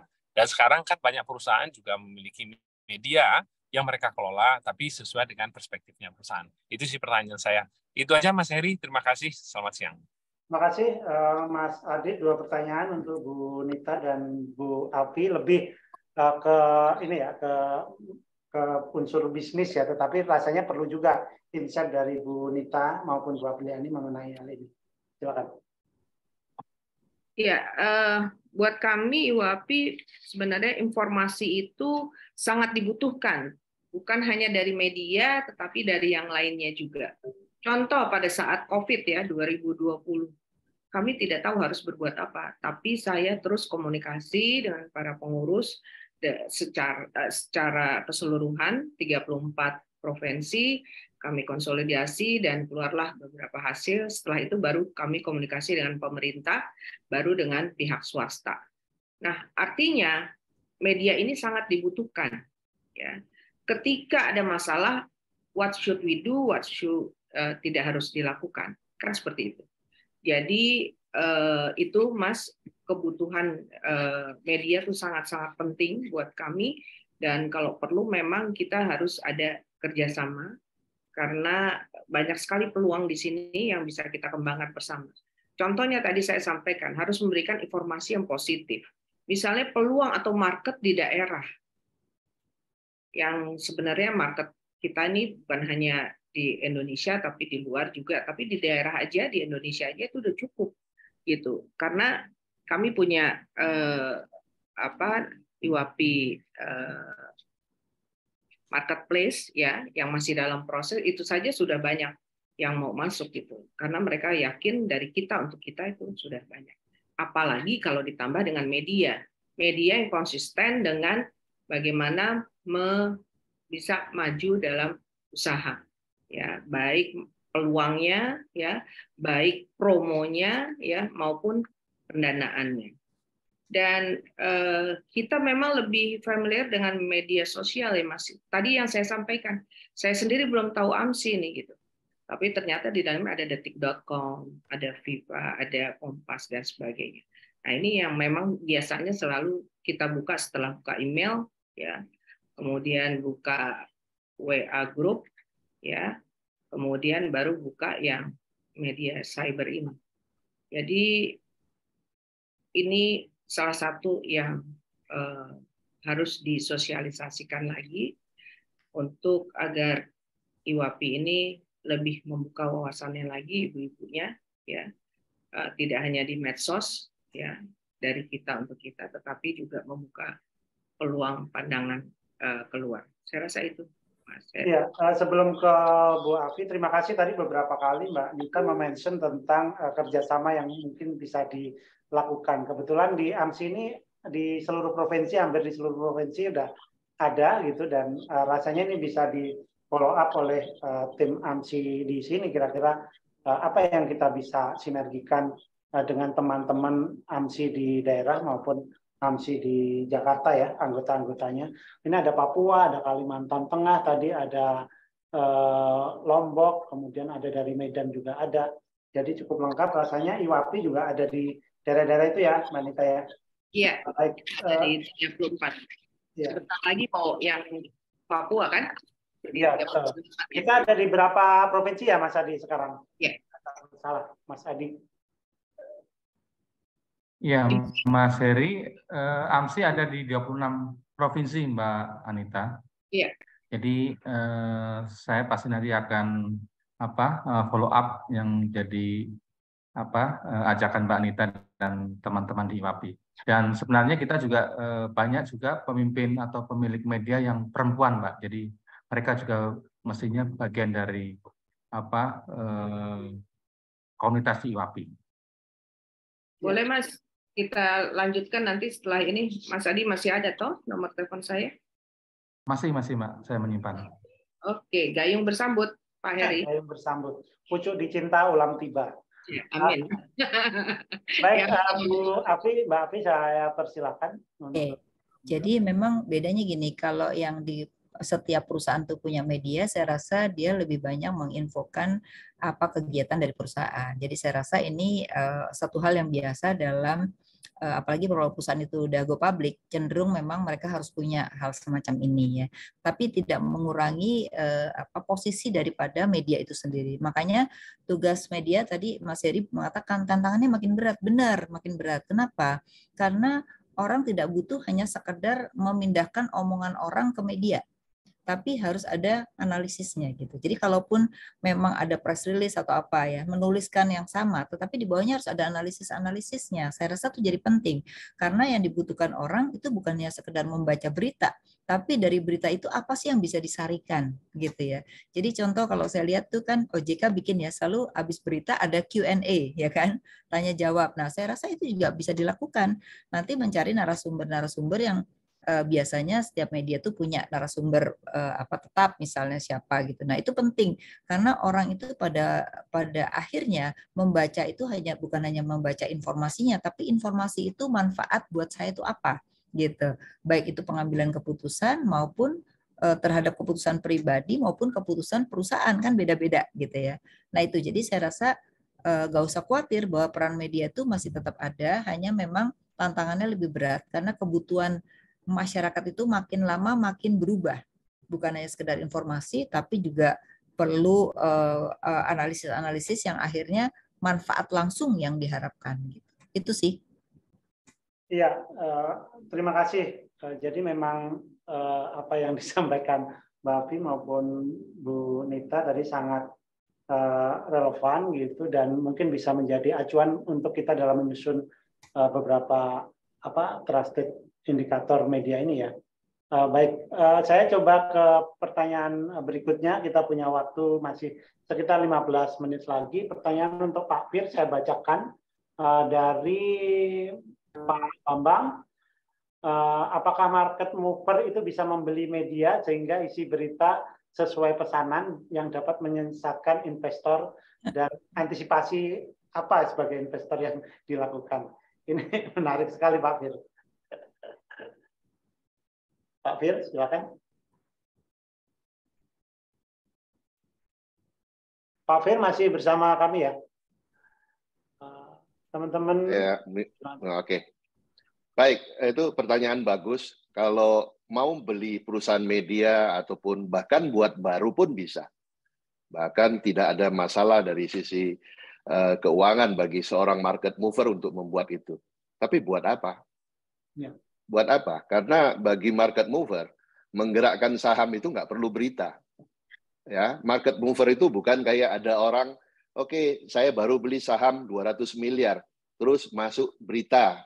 Di berita ternama seperti CNBC, CNN, bahwa si A membeli saham 300 miliar. Sebenarnya itu dia secara tidak langsung mau mengumumkan bahwa dia baru beli saham, supaya orang lain ikut membeli. Nah, bagi market mover, mereka nggak perlu itu. Market mover nggak perlu berita-berita itu, karena menggerakkan saham itu pakai duit, bukan pakai berita. Nah, jadi dengan dibeli terus, pasti terbang sahamnya. Jadi nggak perlu menyengsarakan orang dengan beli media, terus bikin berita-berita palsu, nggak perlu. Jadi jawaban saya nggak perlu membeli media. Karena menggerakkan saham itu, cukup beli sahamnya pasti terbang. Dan menggerakkan saham itu kering gulung. Kalau sahamnya kering di pasar, pasti gulung sendiri naik. Nggak usah dinaikin, tiap hari juga pasti naik. Setiap orang pasti borong. Kira-kira itu. Ya, jawabannya sangat praktis dan kemudian mudah-mudahan bisa menjawab. Baik, saya pada segmen terakhir ini pertanyaan untuk masing-masing pembicara. Ini dari Abi, dari Berita Minang, Sumatera Barat ya. Kita berusaha terus membangun kepercayaan media dengan 11 indikator. Namun di tahun politik ini ya, ternyata kue-kue pemasaran atau kue iklan hanya ke media besar, dan media kolega partai di daerahnya yang di daerah hanya menonton gitu. Mohon komentar, apakah kami tidak dipercaya sebagai pemasang iklan, atau memang kami di daerah atau media online itu hanya dipandang sebelah mata. Kita pengen jawaban. Tentu teman-teman di sini punya jawabannya. Tapi pengen jawaban dari masing-masing pembicara ini tentang curahan hati dari teman di Sumatera Barat. Silakan dari Pak Fir dulu aja deh, yang masih itu.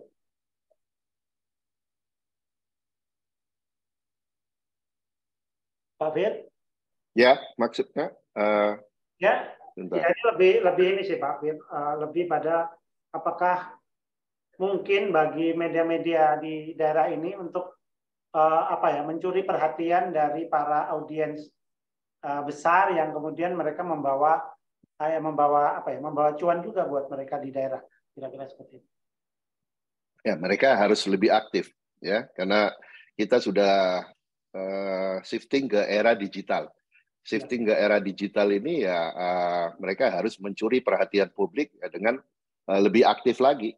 Jadi jangan lagi kita bicara kami di daerah, kami di pedalaman. Itu buang kata-kata itu. Karena apa? Di era digital ini no cross border lagi. Ya, jadi nggak ada lagi obstacle yang signifikan untuk menghubungkan Anda di pedalaman dengan Anda yang di kota. Jadi buang kata-kata jauh buang kata-kata itu. Oh, kami di pedalaman, kami di daerah. Jangan. Ini udah era digital, sehingga no cross border lagi. Anda dimanapun, kalau Anda aktif, Anda pasti menonjol. Kira-kira seperti itu dari saya. Ya, terima kasih Pak Firda, itu sangat menginspirasi dan tegas tadi yang disampaikan. Jadi nggak boleh inferior ya dengan keberadaan kita, apakah kita ada di daerah atau di pusat kekuasaan, karena di era digital ini udah nggak ada lagi batas lagi ya. Bisa dari mana saja sebenarnya kita berkembang. Baik, saya beri kesempatan Mbak Afi untuk menanggapi yang pertanyaan ini. Ya, saya sangat setuju ya. Jadi era sekarang udah nggak bisa bicara daerah nasional gitu. Dimana kalaupun di daerah, tapi dia analisisnya bagus, ya pasti yang baca banyak. Akhirnya juga orang pasang iklan juga di situ gitu. Tapi udah nggak bisa lagi. Oh ini karena media nasional enggak. Nah oleh karena itu memang era media pun sudah era berkolaborasi, era berekosistem gitu. Tidak bisa media itu terkotak-kotak gitu. Karena biar bagaimanapun kita kalau mau mencari sumber semuanya kita peroleh itu harganya terlalu mahal, nggak bisa masuk gitu. Makanya di sini perlu satu adalah menetapkan dia akan menjadi media yang bidangnya apa sih gitu ya. Jadi harus ada sisi yang orang itu nggak pernah lihat di media lain. Nah, mampu nggak seperti itu gitu. Atau ya kalau memang medianya itu berkaitan dengan info-info aja, nah dia bisa berkolaborasi gitu. Nah ini jadi sebuah pilihan menurut saya. Tapi memang tidak bisa terkotak-kotakan antara daerah dengan pusat gitu. Jadi daerah pun ya kalau dia punya kemampuan membuat orang itu membaca, pasti orang akan pasang iklan. Karena iklan itu kan akan dilihat berapa sih pembacanya kan gitu. Demikian Mas. Ya, makasih Mbak Afi, kembali menegaskan lagi ya, menguatkan apa yang disampaikan Pak Fir, jadi nggak usah inferior dan kita bisa melakukan apapun dari manapun dengan revolusi digital seperti yang saat ini. Baik, saya berikan kesempatan terakhir ke Bu Nita untuk menyampaikan tadi ya tanggapannya dari pertanyaan dari teman di Sumatera Barat. Iya, terima kasih Mas. Sama rasanya dengan Pak Fir dan Mbak Afi. Cuman saya mau sampaikan, memberikan semangat mungkin ya. Dari kecil kita bisa menjadi besar. Dari gagal kita bisa menjadi sukses. Dari nggak digital kita bisa jadi digital. Jadi memang zaman digital ini kita tidak ada buffer ya. Semuanya bisa kita sampaikan. Yang penting media ini kan ahlinya ya, jagonya ya. Punya apa ya? Punya network baik ke pejabat ya, ke para politikus, para ekonom ya, gubernur, bupati dan sebagainya. Nah, ini mungkin bisa ditampilkan di media-medianya sehingga orang juga ingin membaca bahwa ini media berkualitas. Jadi dengan kata lain, para media jangan berkecil hati, pasti bisa. Asal Anda bisa inovatif, inklusif dan kolaboratif. Ya. Baik, terima kasih Bu Nita, kemudian tadi juga Mbak Afi, kemudian Pak Fir yang banyak memberikan masukan ya, inspirasi juga buat kita, kemudian juga membangunkan kita ini sebagai pengelola media tentang apa saja yang akan dilakukan, terutama ini dari perspektif ekonomi. Tadi banyak hal yang saya garis bawahi dari masing-masing pembicara, diantaranya memang informasi-informasi terkait ekonomi ini jarang sekali fakta sosialnya. Jadi ini fakta-fakta psikologis biasanya yang kita angkat, sehingga beritanya sering terjebak pada talking news ya, mengutip sana, mengutip sini, tetapi tidak memberikan pencerahan kepada audiens. Nah nanti tadi disampaikan oleh para pembicara bagaimana kita juga bisa menyajikan informasi yang kemudian juga menginspirasi kemudian menjadi informasi kita menjadi referensi, atau kemudian juga bahkan menavigasi dalam pengambilan keputusan-keputusan bisnis. Rasanya ini kata kunci yang cukup kuat tadi, benang merahnya kita terima di banyak hal, di banyak pembicara ya, sering muncul ya, bagaimana ini bisa menginspirasi, kemudian juga menjadi acuan dalam dunia usaha dalam mengambil keputusan. Walaupun ketika tadi juga disampaikan oleh Pak Fir bahwa pasar itu banyak digerakkan oleh rumor, tetapi bukan tidak mungkin bahwa informasi-informasi dari media-media arus utama ini juga menjadi acuan utama dari pasar dalam pengambilan keputusan untuk beli maupun tidak beli, misalnya kapan profit taking, kapan cut loss, dan seterusnya. Demikian Bapak Ibu sekalian, saya nggak mencoba menyimpulkan begitu banyak benang merah yang tadi, tapi saya sudah sampaikan beberapa hal utama tadi, dan rasanya item-itemnya juga pasti sudah dicatat di sini oleh timnya Mas Adi, sehingga menjadi acuan kami semua untuk menyusun indikator trusted media itu seperti apa, memperkaya 11 yang coba kita definisikan tadi ya, tentu saja dengan varian-variannya yang luas dan tentu saja dengan perspektif. Tetapi ada satu hal juga tadi benang merah yang bisa terima, bahwa bagaimana kita balik ke good journalism ya, bagaimana kita menjalankan prinsip-prinsip utama dalam jurnalistik, dalam menyajikan informasi, sehingga apapun yang kita sampaikan kemudian menjadi relevan buat audiens. Rasanya itu dari saya yang memimpin diskusi hari ini, dipercaya Mas Adi sebagai moderator. Untuk selanjutnya, atas nama panitia saya juga mengucapkan terima kasih kepada para pembicara yang menyisihkan waktunya hampir 2 jam di sini. Yang untuk selanjutnya akan saya kembalikan ke MC. Ini ada Abi maupun Mas Adi Pras yang menjadi tuan rumah diskusi pada sore hari ini. Terima kasih, selamat sore. Wassalamualaikum warahmatullahi wabarakatuh. Waalaikumsalam. Waalaikumsalam warahmatullahi wabarakatuh. Baik, terima kasih Bapak Heri Trianto yang telah memandu kegiatan kami. Terima kasih juga kepada para narasumber, Ibu Nita Yudi, Bapak Fier Abdul Jamal, dan Ibu Afiliani. Dan terima kasih kepada para peserta workshop yang telah hadir. Sebelum kita akhiri kegiatan hari ini, mohon kesediaan dari teman-teman untuk membuka kameranya terlebih dahulu. Kita akan melakukan sesi foto bersama beberapa kali. Berapa ya? 4 ya? 3 ya? 3 slide. Baik. Mas Abi, boleh nggak saya usul sebentar aja? Iya. Saya cuma mau menyapa teman-teman saya yang udah hadir nih, soalnya para WKU yang hadir nih. Silakan. Ya. Silakan. Silakan Mbak. Terima kasih untuk teman-teman, Mbak Susi, WKU nih, Mbak Nana Krit. Terima kasih udah hadir, Ibu Maudi, Ibu Vivi, Ibu. Terima kasih. Iya. Ketum. Ya, Ibu Lupi serta teman-teman ada dari Bu Deswati, Bu Mustika, Bu Dari, Bu Ani, dan Mbak Ajeng. Terima kasih. Ini kalau mau kenal para pengusahanya nih banyak nih, ada yang main di security dan lain-lainnya, konstruksi dan lain-lainnya. Terima kasih teman-teman yang sudah hadir. Mudah-mudahan mendapat ridho Allah Subhanahu wa taala untuk seluruh peserta. Sama-sama Ibu Ketum, Ibu Afiliani, apa kabar? Baik, kita akan melakukan Mbak sesi Nita dan foto juga terlebih teman-teman dahulu ya. di IWAPI. Baik. Oke. Silakan Abi. Ya baik, 1, 2, 3. Slide kedua. Yang kedua, 1, 2, 3. Yang ketiga, 1, 2, 3. Baik. Ketiga nggak ada yang buka kamera. Baik, saya juga ingin menginformasikan kepada rekan-rekan sekalian bahwa setelah 3 seri workshop yang dilaksanakan ini, kami akan membuka kesempatan bagi rekan-rekan yang ingin menerapkan Trust News Indicator di media masing-masing. Rencananya kegiatan ini akan diadakan secara tatap muka pada akhir bulan untuk implementasi Trust News. Detail lebih lanjut dapat rekan-rekan temui di sosial media Facebook Asosiasi Media Siber Indonesia dan Instagram @amsi_id. Sekian yang dapat kami sampaikan. Kita akhiri kegiatan.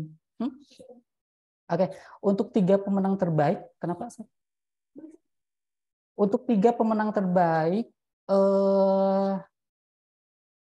yang mengajukan pertanyaan itu tadi ada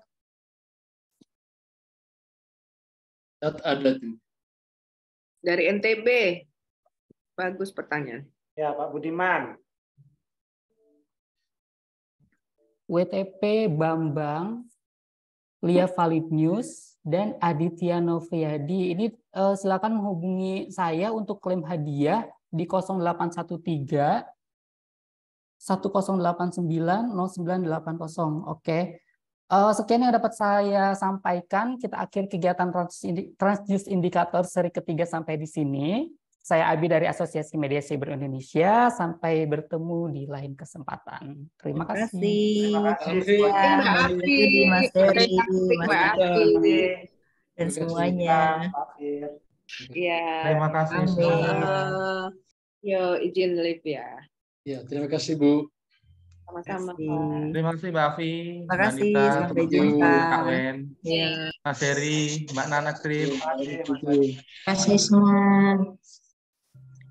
Cilip. Ya. Izin live semua.